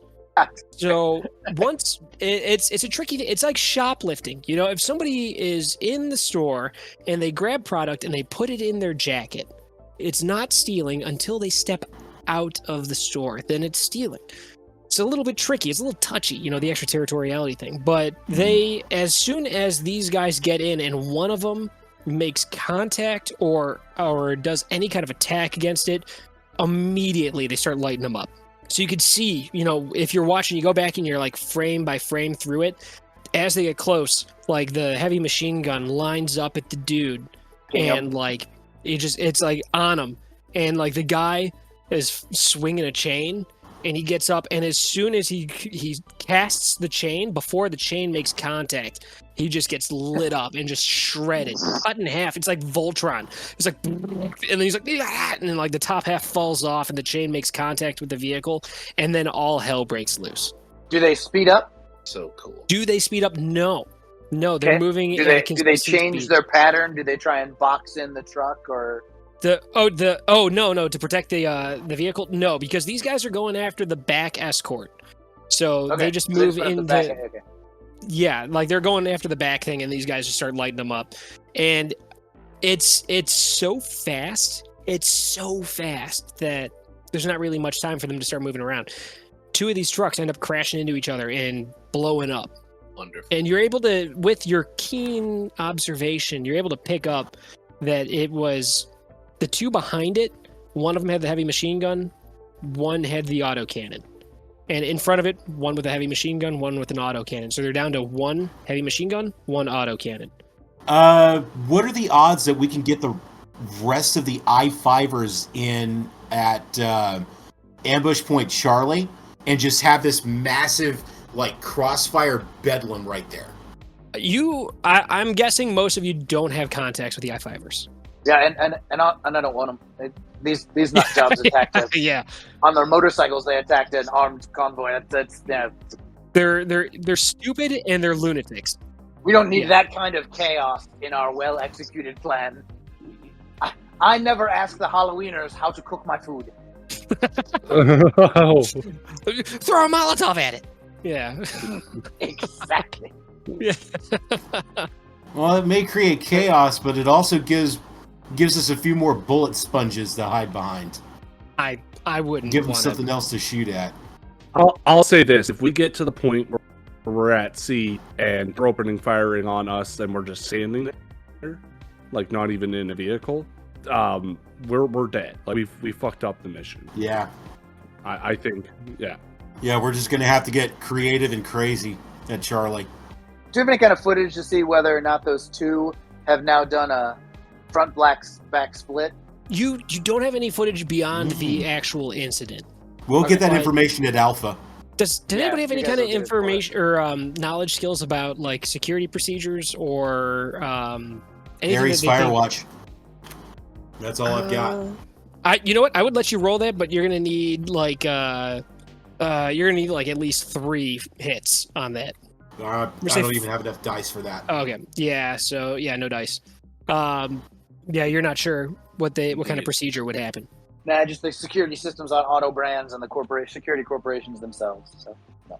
My Nothing about their information's actual I'll like let you 20 roll years security corporations. I'll let you roll that, and again, that's gonna be like a 3 threshold of 3. May the odds be ever in your favor. Put twice. Dude. Damn. 1, 2, Not quite. 2. 3. Not I saw quite. 3. Well, you still rolled more It's- dice than I Oh, did, dude. so hey. Well, yeah, more dice, but yeah, not quite enough. So yeah, you're not sure how that would go down. Well, it's a waiting game. Well, until I have to start stealing things. But that'll start tomorrow around midday. Yeah. So with this delay, they're expected to hit where your ambush points are, Oh, yeah. Like 5 a.m.? probably around midnight. Midnight. A little bit of a delay. So traffic's What gonna be time even is- lighter than you expected. Interesting. We're gonna jump forward another day because you guys all have your plans and stuff laid out. I don't hear anything else, Yeah. any other kind of scheming. You wanted to steal a vehicle as part of the crash, or were you guys gonna do like a pit thing with the ambulance?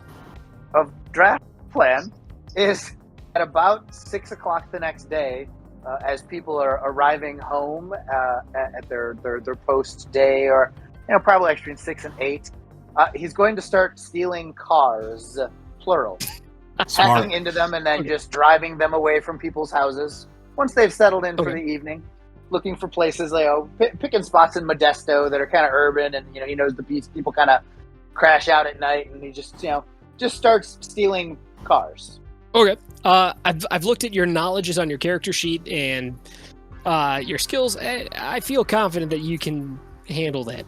So, sure, you can position a few vehicles that are disposable, that are ready to go, and it's all generic kind of what I look for. nondescript. A lot of brown vehicles, green vehicles. Just plain things. Nothing red, nothing white, nothing black. Yep. Brown, blue, Cybertruck steel.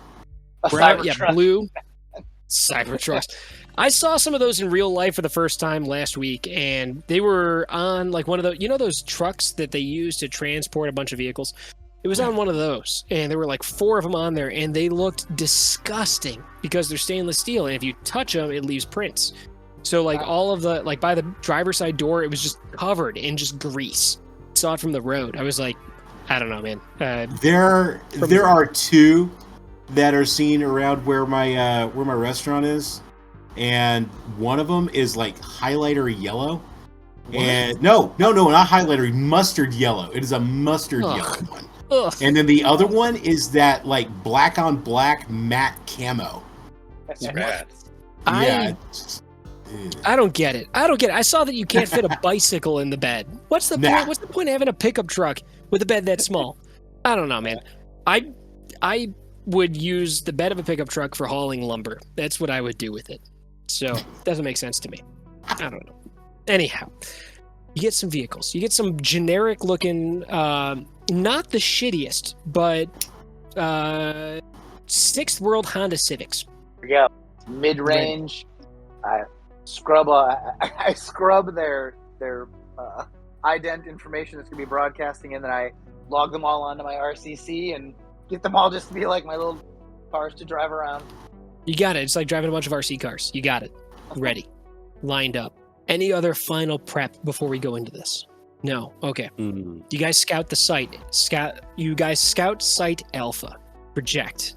Your spirits travel at the speed of thought. You get to the ambush point in conjunction with the planning, looking at this tracker, and you see them. You see these vehicles moving.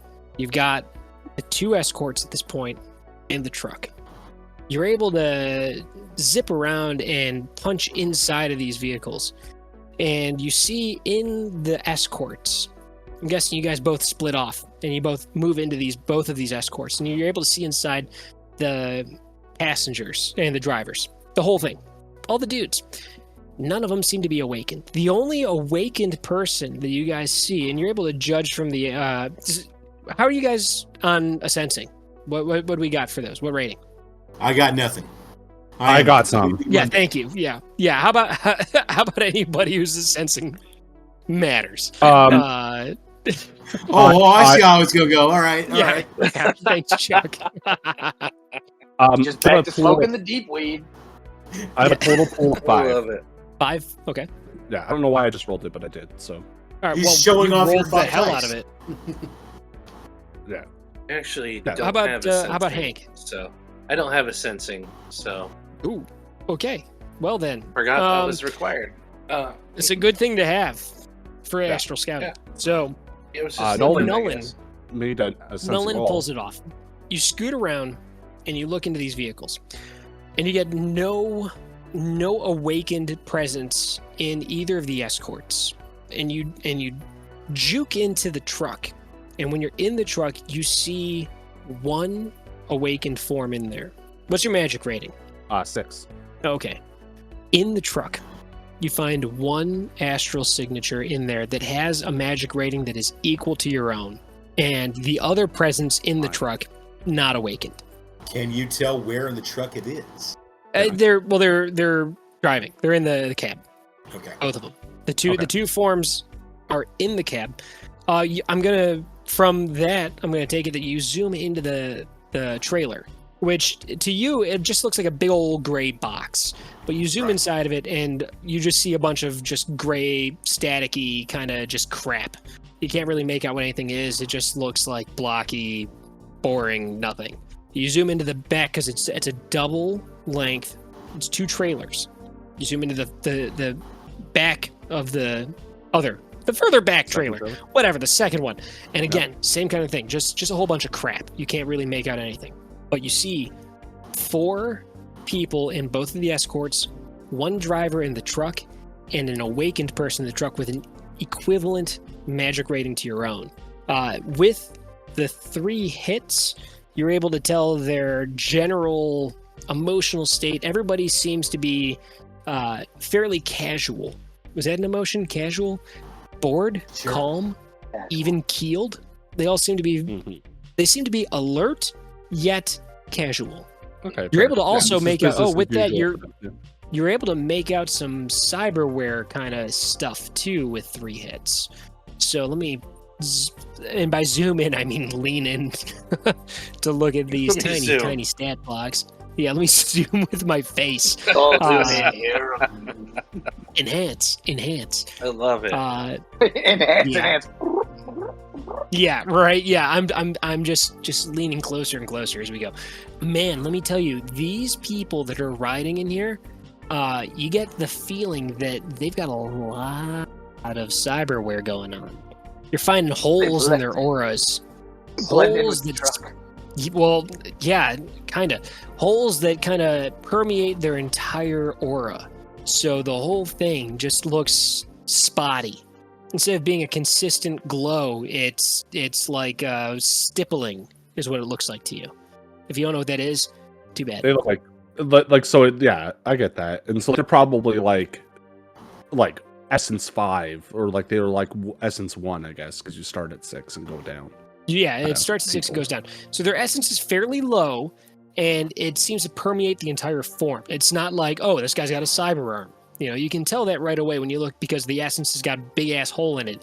This is all spread out throughout the entire form. You're also able to clearly make out holes in where the head would be, and the drivers are, oh my god, so tiny. Similarly filled with essence holes. You zoom back to the truck, and in the truck, the form that's got the magic rating has no holes in its essence. Surprise, surprise. Okay, so that's what it looks like astral. What does it look like physical? So we got somebody that's there watching it, and you're able to see there's one of these armored vehicles in front, one behind. Give me a perception roll. That's for free. You see that? Pull my sheet up. Perception. Click. Roll that beautiful beam footage. Dude, every time somebody rolls dice, that I hear that in my head. Every time. I was super excited to have Bush's baked beans for dinner tonight. So let's see. Bush's baked It soybeans. So 4 hits. That's a bunch. So you see, the vehicle that's leading has the autocannon. The vehicle that's trailing, the one behind it, has the heavy machine gun. This truck has 2 trailers behind it. Both of them look to be evenly balanced. Neither one looks heavier than the other. They're cruising. It's nighttime. There's not a lot of traffic surrounding them. There's the occasional vehicle on the highway. Not a lot. These guys are moving at an even pace. They're going, I would assume, probably about 60. Yeah, so they're chugging along at a professional rate. They are not in any kind of hurry. This is during Also, the physical. This is the physical. drive-by? Yes. You also make out a couple of emblems on there. These are definitely Mitsuhama vehicles. Okay. I'm going to tag along digitally. I'm gonna just go full VR and follow. I'm gonna go follow the persona for Marty and just go tag along with him. And then while I'm there, I'm going to Matrix perceive as we're driving by to see if to check out the vehicles as we're cruising past them. Okay. So as you try to do that, you pick up automatically, you recognize there's a bunch of noise that's pumping out of these things. So they've got some sort of ECM operating. What would you roll for a matrix perception like that? Just to pick up the specifics of how much noise. I don't know. How much noise? Oh, I have no idea. I would just math out that if I normally roll 9 dice and you tell me to only roll 4, it's 5. All right, so if you're rolling 9 dice, you should be rolling 3. Okay. You pick up that the noise in the ambient noise in the area is not very high. It's a little bit low because there's not a lot of stuff in the area. You're kind of far away. There's not a lot of Wi-Fi in these gym mats here. So, but directly around these things, they're pumping out ECM, rating 6. Jamming the air around them. Good for me to know. I will roll the 3 dice I have and see if I can see them running. Actually, locate them at that distance because I'm too far away to scrub any of that noise. 1 hit. Yeah, one hit. So I know if are they running silent or are they actually there? They're broadcasting. They're broadcasting, so they're actually there. So okay, as long as I can see them and they're actually there, that's the things I was trying to know. Nothing too much deeper. Yeah. So yeah, you see. I'm not going to try to start slapping marks on them right now. That'd be a bad idea. Yeah, it might be a little early. But you see them. Yeah, you see them, and you also see. You're able to make out that they are. It's not just like the area is got a lot of noise. You can tell that they're pumping out ECM. Really jamming. They're jamming. Cool. We jamming. They start moving. Tweak a couple feeds so when they get close, I can do some noise reduction. But other than that, that's all I needed to know. So these guys start moving, and they're moving towards Point Bravo, your ambush point. Dude, the fireworks that keep going off are fucking me up, man. They're moving That's my new favorite entertainment. Dude, I don't know how you're doing it, but it's hilarious. I don't know either. It's just happening. That makes it so much better. So they're moving towards Point Bravo. You guys are ready. You guys have all taken up positions. We got the ambulance ambush prepped. There's just enough traffic that you're going to be able to pull this off. We've got Hank in some position. Hank, by the way, Rick, you're muted. I don't know if you know that, but you're in position where you can see into this tunnel, and it's a straight shot. It's a long straight shot. You're ready.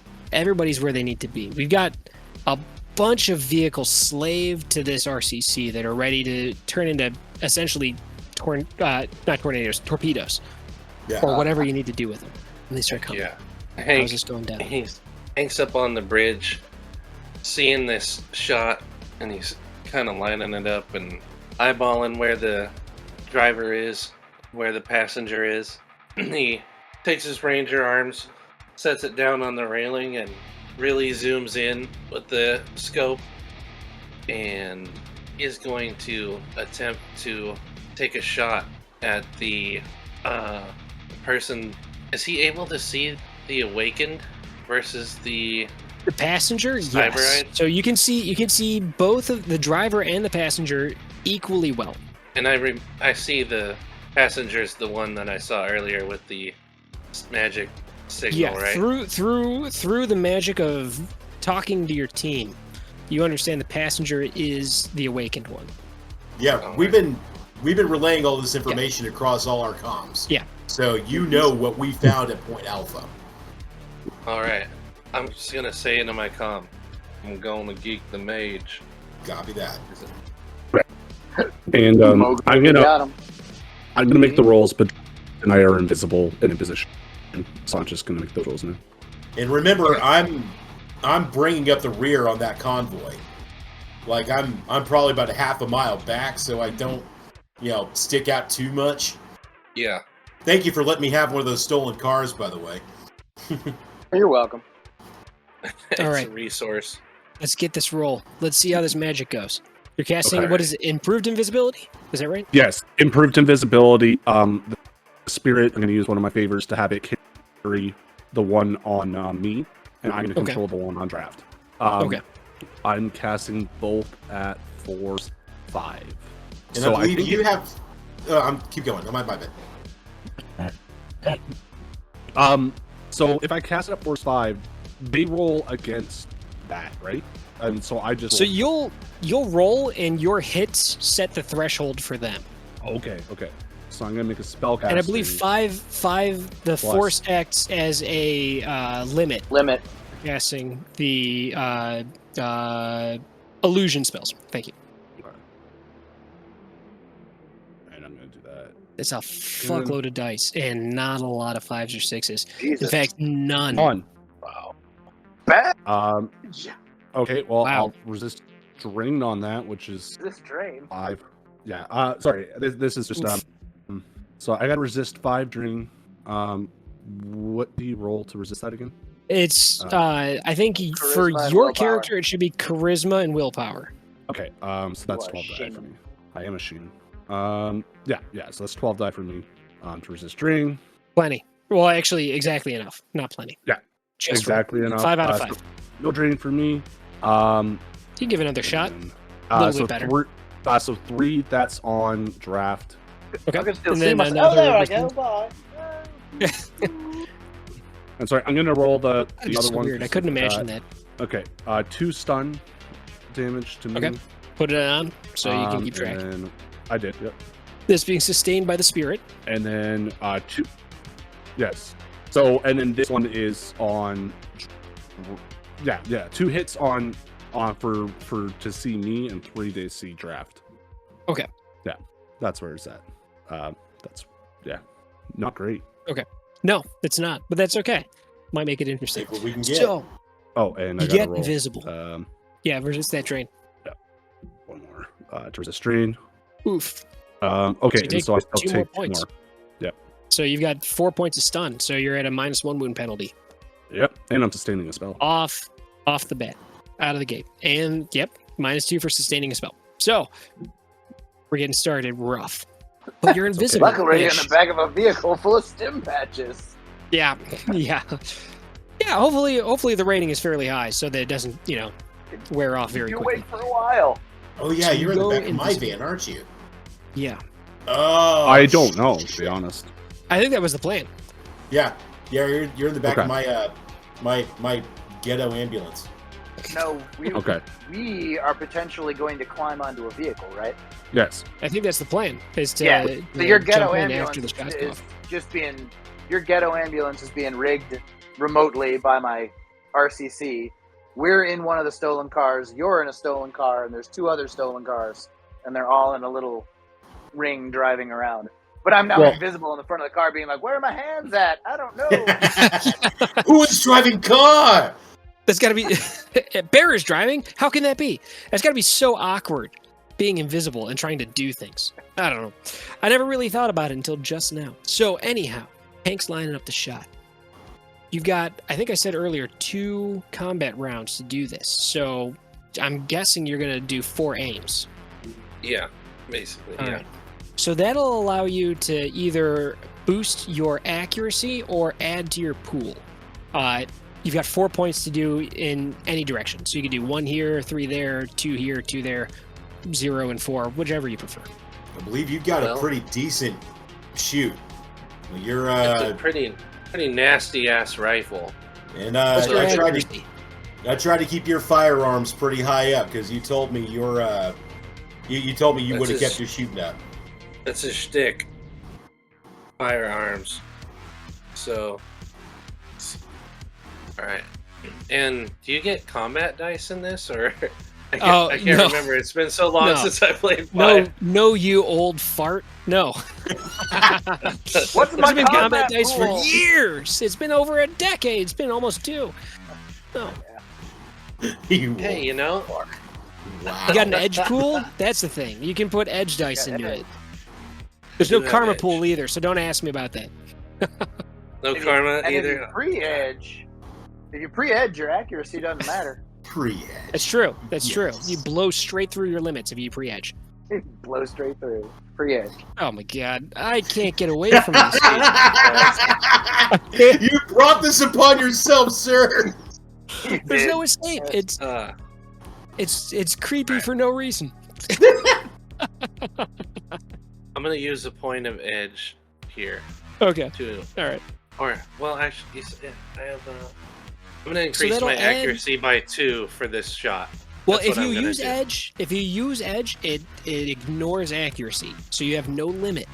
So you can use your edge. That'll add to your edge attribute to your pool, plus 4 extra dice for the aiming actions, and any 6s explode. So there's a real good chance you're gonna fucking smoke this dude without him getting to do anything. Fuck yeah! Well, let's do all that. Let's smoke them. So Love it. 6. I don't know if dice are gonna fit on this screen. And this when is you the- press that roll. Yeah, Wow. dude, that's Shadowrun, man. Bathtub full of dice. Let's go. Uh-huh. Yeah. Yeah. Oh man, there's nothing more satisfying in a role-playing game than when you've got just 30 dice in your hands and you just shake that up and roll them. Unless the dice you bought from China, because then they're like, Yeah, then it's tiny. Yeah, dude. These dice, it's so Yeah. silly. This I've got a this is couple of those. 50. This is 50 dice, and 50 it can dice. easily fit in one hand. insane. Oh my god. No, 2 successes. Two hits? 2 hits. What? And it was only 13 I- dice? That can't be right. You only got Um, 13 dice. That can't be right. I'm getting a What's your- flashback to I must have done it wrong. You must have. What's your edge? have your What's your agility. firearms pool? 6. 6? That's What's it? your What's your agility? Yeah. Your agility? What's your Your agility? firearms?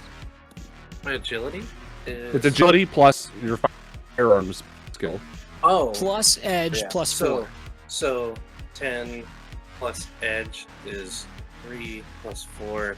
So it should have been 17 dice. Okay, so roll 17 okay. dice. That again. All right, I apologize, screen. guys. That's what happens when the math deficient try to play role-playing games. I was like, there weren't near enough dice covering my screen when you hit that button. Oh, yeah. That's That better. looks a lot better. Yeah.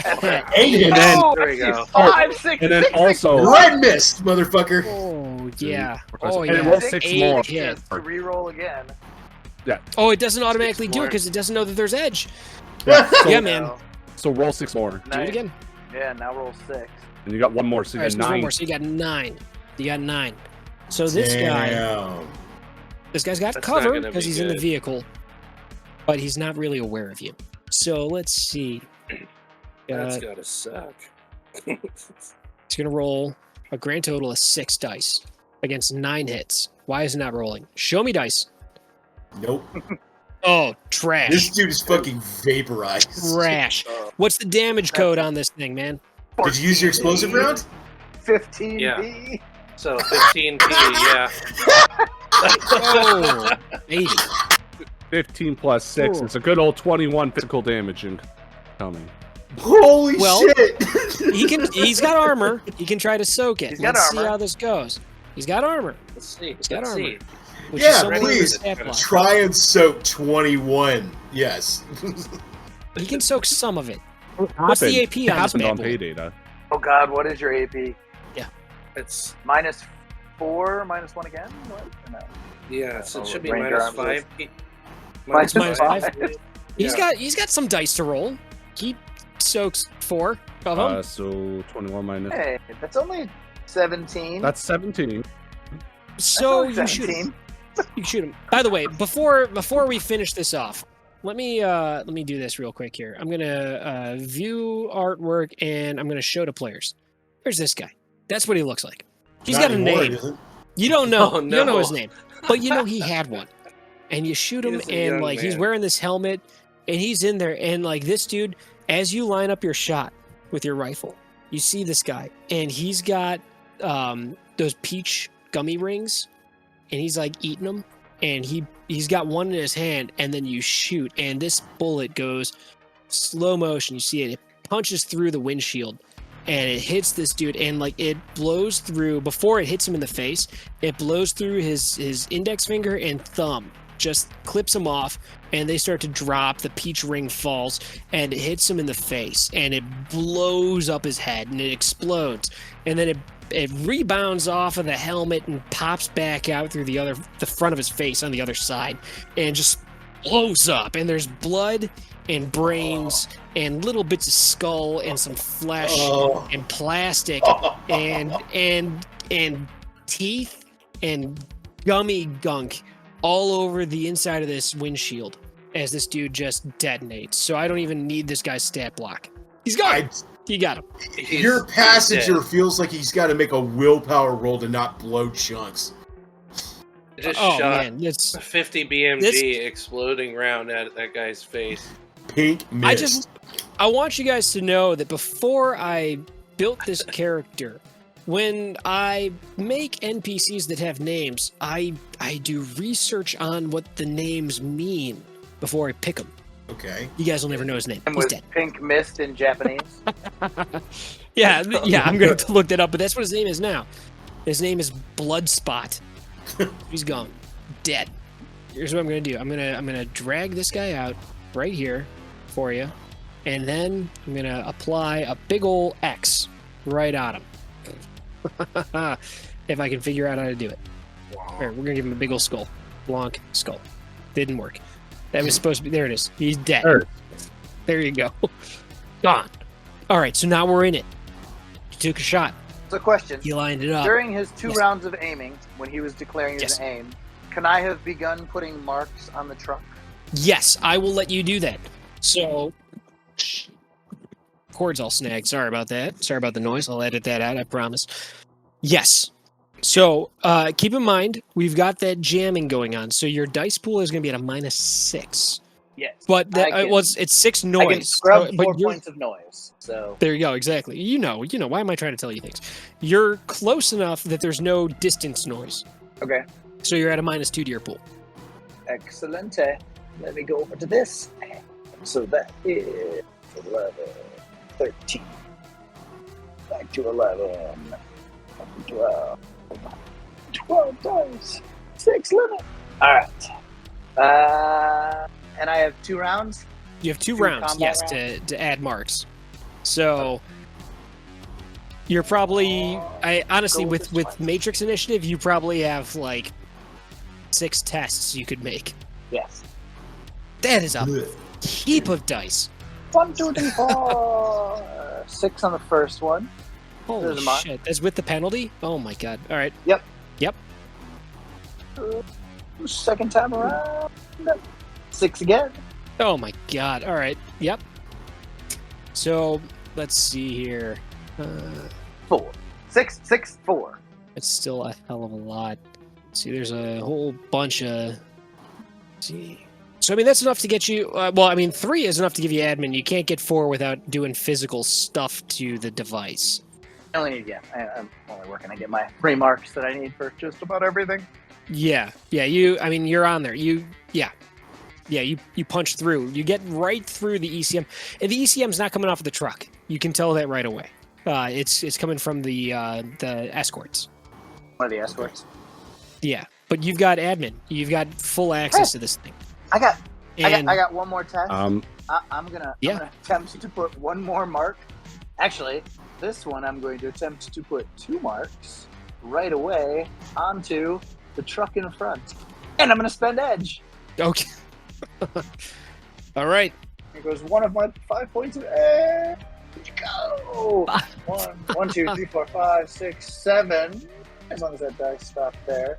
No, they called it 6. But 4 1, of them 2, were 3. 3 extra dice you get to roll. Okay, cool. I was like, I didn't count the 6s up fast. So. Yeah, if you click that They come the across- thing that says results, it'll pop up and show you the individual dice results. Yeah, so if you pre-spend on edge, you get 3 more dice to roll. Rolling them. Nope. Nothing. Lame. No extras. Oh well. I mean, you only got Still, 6 I got successes. 6 on that, and I only got 6 successes, and that's gives me 2 marks on that one, which. Yep. There we go. So you got Sweet. you got full admin on the truck itself, and you said the lead escort, Lead escort, yes. Lead the escort. one I with the put 2 marks. panther on it. Right. Okay, 2 marks on that one. Okay. Can then I also do something in this point lined up? Yes. Okay. I will use one of the favors the spirit owes me to tell it to lie in ambush in the second escort. You're gonna have it So it's gonna manifest inside. Well, I'm gonna have it go there, and then as a complex action, it will manifest and then do what it needs to do. I Oh my God. totally have this thing hiding in like a bottle of water sitting on the dash of this vehicle, and then all of a my sudden God, I the love it. water just kind of spins out. Oh no, it's one of these guys. It's in one of these guys like Camelback. Yeah. Oh shit. Even All better. of a sudden, like, why Moving around, is my right? seat dropping? What the hell? Oh my god, dude, that's horrible. Could you imagine dealing with it? Could you imagine being in that situation where like suddenly everything goes to hell and then your back fucking explodes? Oh, I'm inside, boss. now we're playing Haley. Found a big puddle of water. Oh my god, you're gonna hate I'm in this his guy's bladder. special ability. Like you're gonna Oh hate god, it. his I bladder. don't know what it is. So I hope you I'm- peed before you I'm left this excited year. for it to be a nightmare. I'm excited for the horrors that come out of your mind, Aaron. So Yes. yeah, man. Did you excited miss it. Scott talking about the dude manifesting in the guy's bladder? What? I did. Can you materialize in his bladder, please?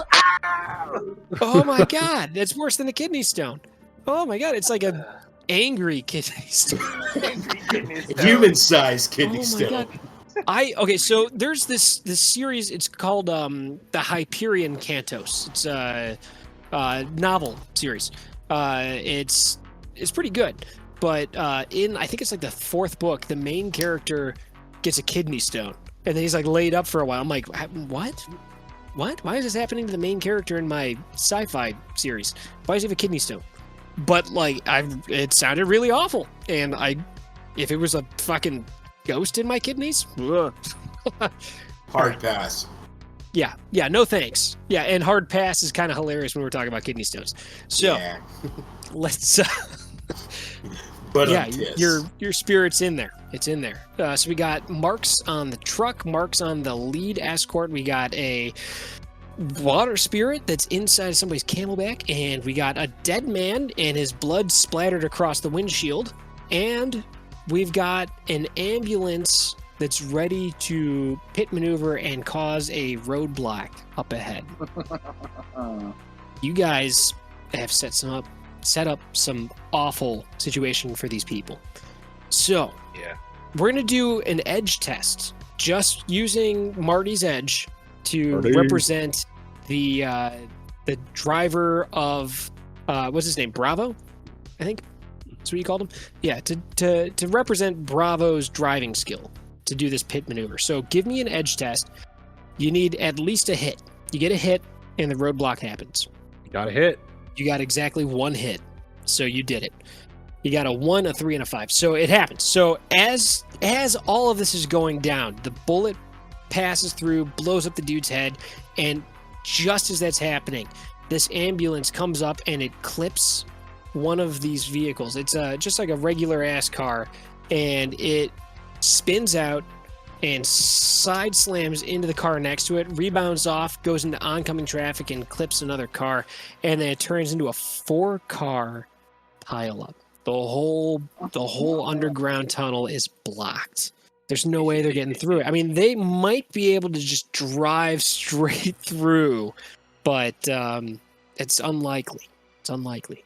So now we're going to roll initiative for everybody. And I am going to just write that down because, listeners, if you're trying to play Shadowrun 5th edition and you're doing it through Foundry, you're in for a lot of work. A hell of a lot of work. I normally would recommend Foundry over other virtual tabletops, but if you're playing Shadowrun 5th edition, I will tell you, play it in Roll20. Play it in Roll20. It's easier to set up in Roll20 than it is in Foundry. Then I'm going to talk to, I don't know who, but I'm going to talk to somebody that works for Catalyst. I know you're listening. I'm going to talk to you, and we're going to figure something out, and we're going to set up a virtual tabletop for Shadowrun 6th edition that's like official, so that it's great. I'm trying to find my initiative roll. How do you derive? Okay, your if you didn't build it into your character sheet, just do it the normal way and manually rolling your dice. So that looks like you got a 55. That's for the little guy. Well, because it's too many D6s. Right? Yeah, 14 is a little too many. Well, it's probably something like 3 plus something, 3d6 plus something. It's 4 times 2. Oh, 4 times 2 is 12. 14 plus 2d6, not 14d6. Yeah, it's not 16d6. It's still going to be a high number, but it's not going to be that crazy. 2d6 plus 14. That makes more sense. So for everybody else, you type /r space whatever d6 plus whatever, and it'll generate your value. So that's the little guy at 22. That's the little guy, and then it's sorry, what is it? It's agility plus 2, or just agility plus 2d6. Intuition and reaction plus Thank a you. d6, unless you've got stuff that makes you go faster. Reaction. You said initiative plus reaction? 5, 7. Intuition plus reaction. Yep. Intuition plus reaction. So, is that it? 5? That's how many dice? Oh, I've got? you're doing. Sorry, Scott. You got rigor initiative, correct? I do. Yes. Okay. So that's If you the click on my results, I Four- can add these numbers together. 10, 18, more dice is plus 9, correct. 27. So wow. 27. Okay. So All right. Nolan got 14. 14. Okay. So it's a D6 plus our our Intuition and Intuition. reaction scores. Yes, plus 1d6. beautiful. Thank you, sir. Shit. I'm distracting myself now. All right. Remind me one more time, because I'm going to have to roll this the Intuition. hard way. Yeah. Intuition plus reaction plus Intuition a d6, reaction. unless you've got cyberware or magic stuff that makes you go fast. Intuition plus reaction. Intuition 2, reaction 3, so that's 5. Plus Yep, one plus more d6. 5 So- plus a d6. 6d. right. 1d6 plus 5. I'm at 12. 12. 6. Wow. Yeah, all right. Trash. Got it. Okay.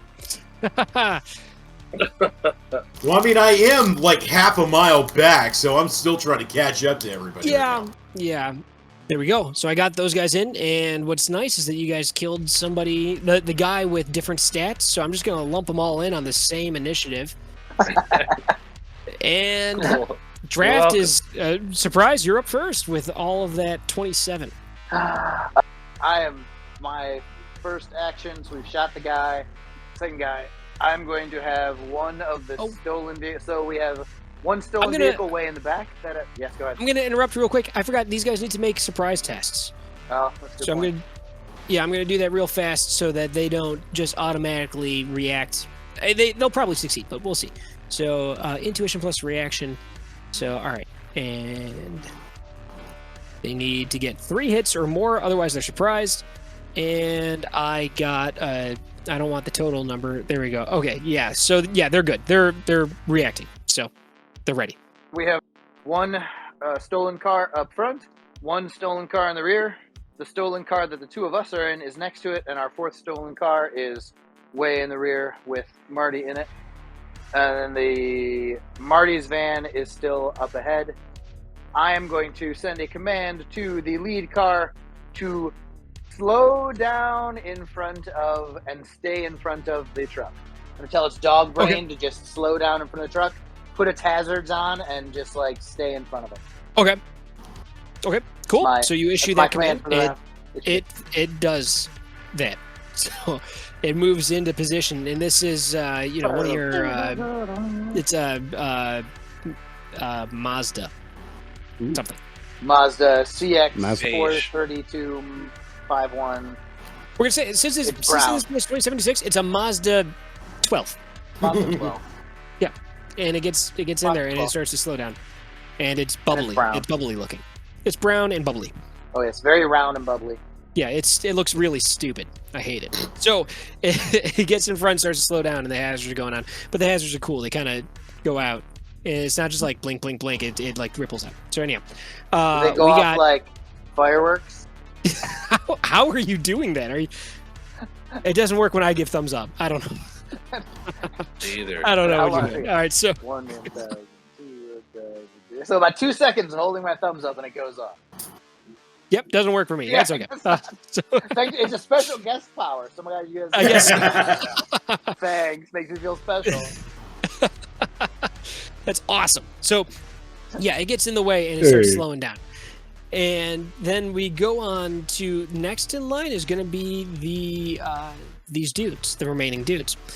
They got 23. They beat the little guy by 1.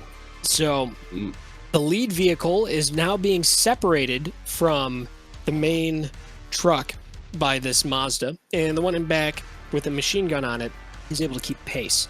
They're going to turn and they're going to start trying to assess for threats. Let's get a. I'm saying let's get a. Like I'm going to ask somebody else to roll a thing. I'm going to roll perception, which is there we go. Wow, garbage, absolute garbage. I got 1 hit out of 10 dice, and oh, you know what? I've got the wrong guy selected here. Let me pop up these guys for you. So I've got different art for yours. This is what the driver looks like. They're all little fellas. And let's see what the guards look like. There you go. Those are the guys that are not driving. They're a little more serious. They've got full body armor. They got the closed helmet and everything like that. They look a little bit more serious. The drivers look a little less serious. They got some more visibility because they need to drive. But they've all got the same stats, so don't let that fool you. Drag one of these guys out so that when I make my dice rolls, it says the right thing. So, yeah, he does not do well in trying to spot what's going on. They turn, and what happens is the autocannon on top of the lead vehicle turns and points at the Mazda. The other vehicle moves around to try to shield because there's, in this tunnel, the truck moves towards the right wall. So there's a wall, and then the truck, and then on the other side of the truck, the left side of the truck, towards the cabin, is or the cab is where this trailing vehicle moves up to. So it's kind of shielding that, and it's blocked off on the other side. So it's fairly well covered. But it points the autocannon at this Mazda, and you hear something over the loudspeaker. Does anybody speak Japanese? Oh, we got somebody. All right, make a Japanese test. Roll a that. 1 hit. 6 that. 2 hits. My Japanese All right. is good. Your Japanese is good enough to understand that it says, move aside, you're obstructing official business. And It doesn't unless you tell it to. And I'm guessing it's probably gonna not move aside. Dog brain there. Yeah. It starts issuing. They start trying to issue commands to force it to move aside, but you've got better control over this thing than they do. Yeah, you got a feeling that they're probably gonna shoot next turn. So next in line, we have the little guy. Little guy is going to manifest out of the kill backpack. Okay, he bursts out. It's fucking horrific. The backpack explodes.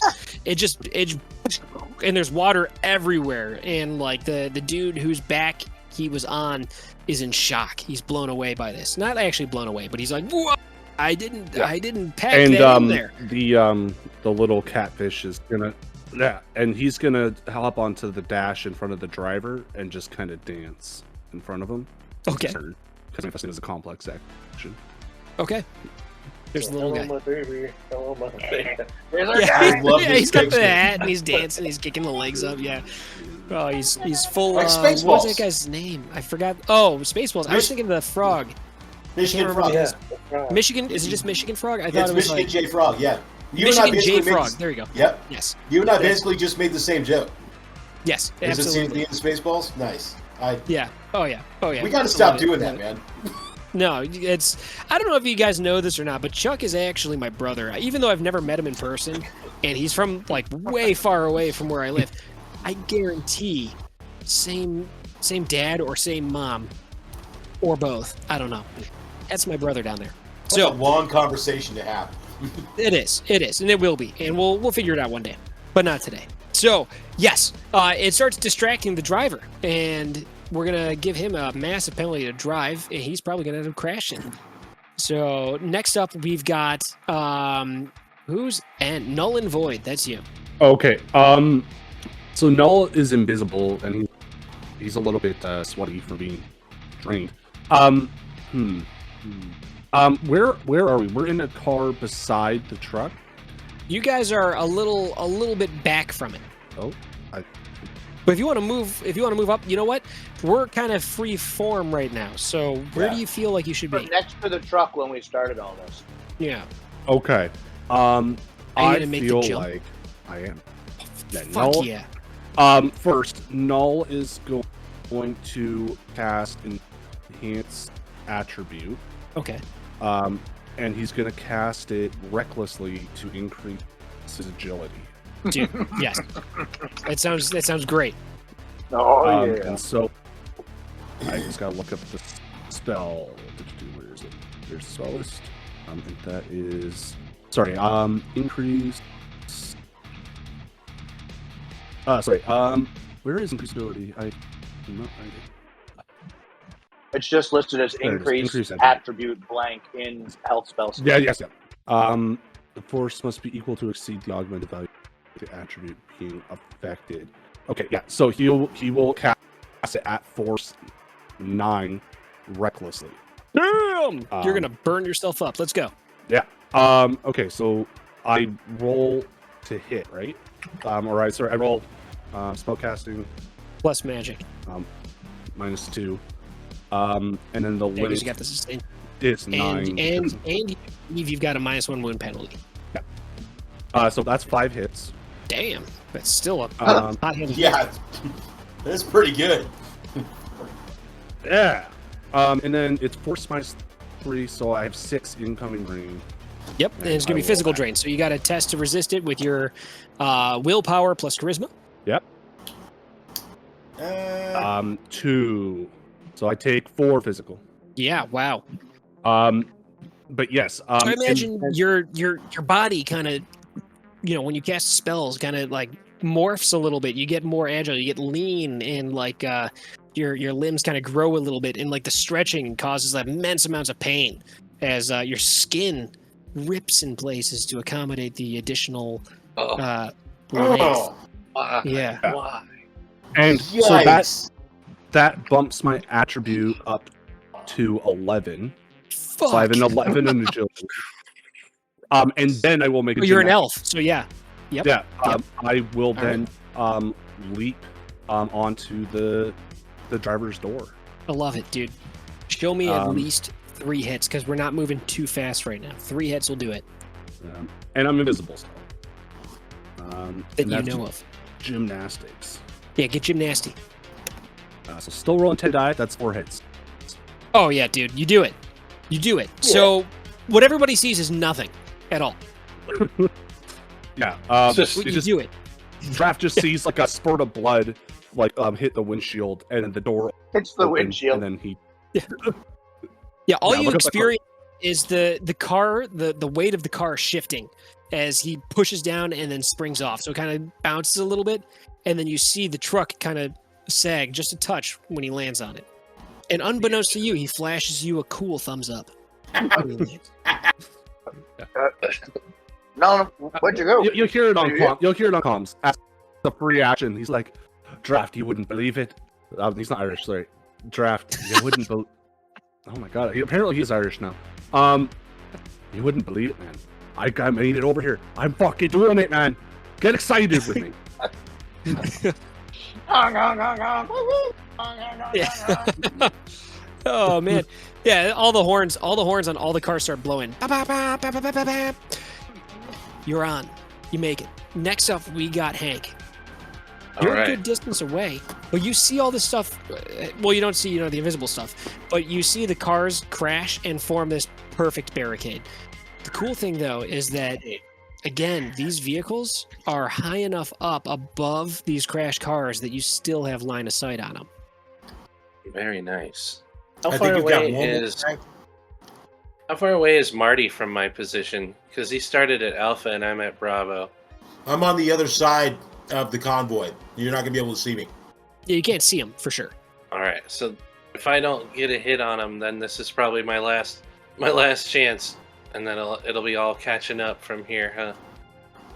All right, let's go ahead and say that Hank realizes that, and he's going to pre-edge, and he's gonna try and shoot the other guy that he can see. You can see the driver. He sees the mist created by the first bullet, and he's gonna try again with the second bullet. I'm going to give you a penalty on trying to hit You're trying to hit the driver of the truck? I just hit the passenger, right? You did. Yeah. You hit the passenger in the truck. You're going to try to hit the driver of the truck? Yeah. I'm going to give you a -2 dice penalty because you can't really see him very well because of all the blood on the windshield. It's like a mess. Even in the astral, it would just look like glowing goo everywhere. Oh, Oh yeah, dude, living blood. Yeah, his aura is smeared across it. Yeah, it looks the exact same. The exact same. Yeah, you can see his eyes flash like the Predator. Oh, He's like, God damn it, and then he lines it up. All right, so let's see. The last time I had 17 for this, so I'm not gonna have the same amount of study time, right? So I'm not gonna get the 4. You're not going to get the extra 4. No. Okay, but I do get the extra edge. You can spend edge, So- yeah, if you want. Yeah. And if you're only I'd like firing to. once, you could simple action aim to give yourself a plus. You could. Let's go ahead and do that. We'll do a simple action aim. So that gets me. And if are you spending edge again? Because if you are, then you get 5 dice. Yeah, I'm gonna spend edge again. I think your edge was what? 4? Is that 3. right? 3? Okay, so you have 3. 4 extra dice total. All right, so 4 extra dice. So here we go. Sorry guys, math. It's not fun. Just do it.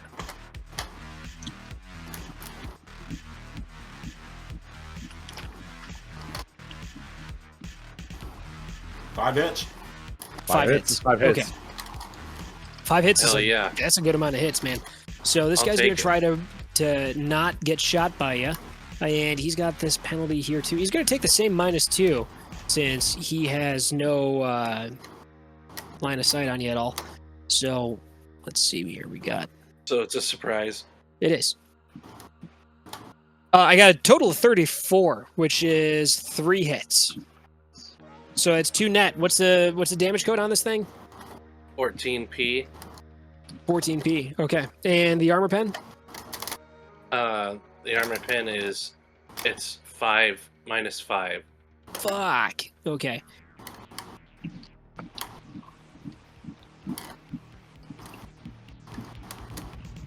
All right, so wow, I got 1 hit on all of those dice.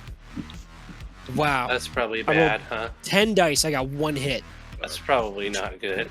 No, Not good well, I for mean the it's good for driver. you. Yeah, it's good for you. Well, It's I great mean, for you. I'm just trying to Yeah. empathize with you as a GM who gets Yeah. constantly farted. Don't do that. Don't do that. Just enjoy your bloodshed. I'm trying. I just have You failed spoke so of- often. you- I GM Adam you- on my Saturday games. You can fuck with Adam all you want. Oh yeah, dude. Oh yeah. I'm having fun no matter what happens, man. I just being here with you guys is great for me. So like you could spit in my eye, you can step on my feet, but just stay off my blue switch shoes. So you blast this fucker and it shoots through and it hits the windshield and it's just all you can see is a smear of blood. But you've got decades of experience doing this. So you're able to judge, well, he should be here. And you shoot, and you're fucking right, dude. You blast through, and it blasts through the visor on this guy's full close helmet, and it goes in, and it hits, and it ricochets around inside of the helmet. No blood comes out, but the guy's brain is a scrambled mess. You totally fucking smoke him. And here's the issue now. This truck is uncontrolled. It's starting to drift. Unless somebody with a bunch of marks on it decides to do something else. Just has to jump in. No problem. No problemo. You guys are ahead of the fucking game here. Here's what's going to happen. We're going to move forward just a little bit in time to Marty's turn. And then we're going to jump ahead further because I realize that you haven't gone yet. You go. Also, you sitting there with that fucking Nerf long shot is real intimidating in the black light there.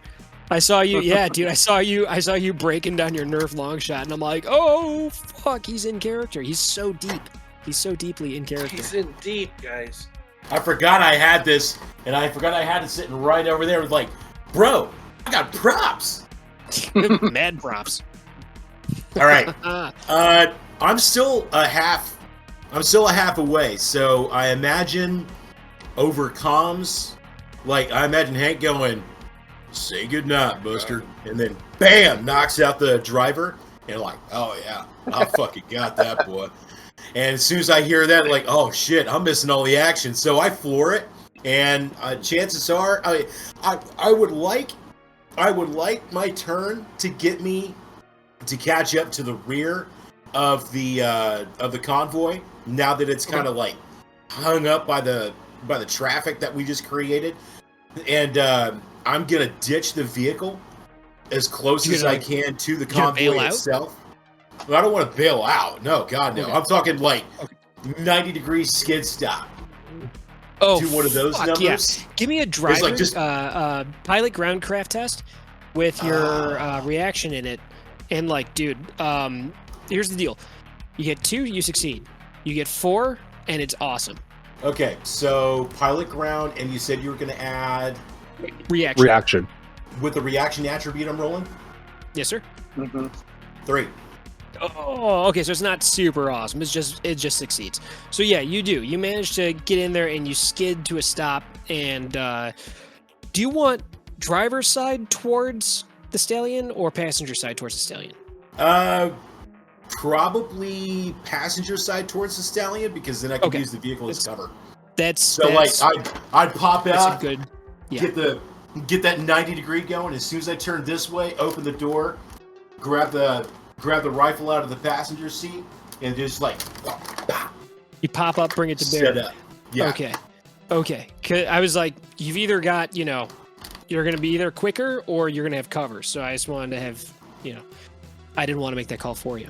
So you do that. You skid into position, and it screeches, and you leave some sweet trails.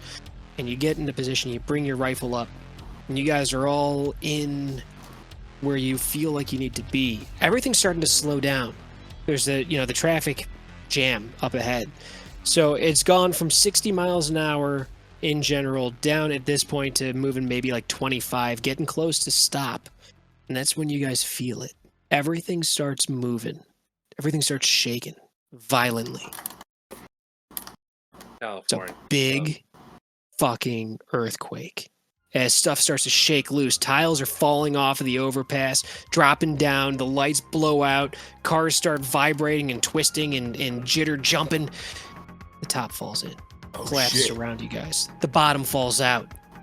Goes to complete shit. All right, we're going to leave it here. We're going to pick it up next time.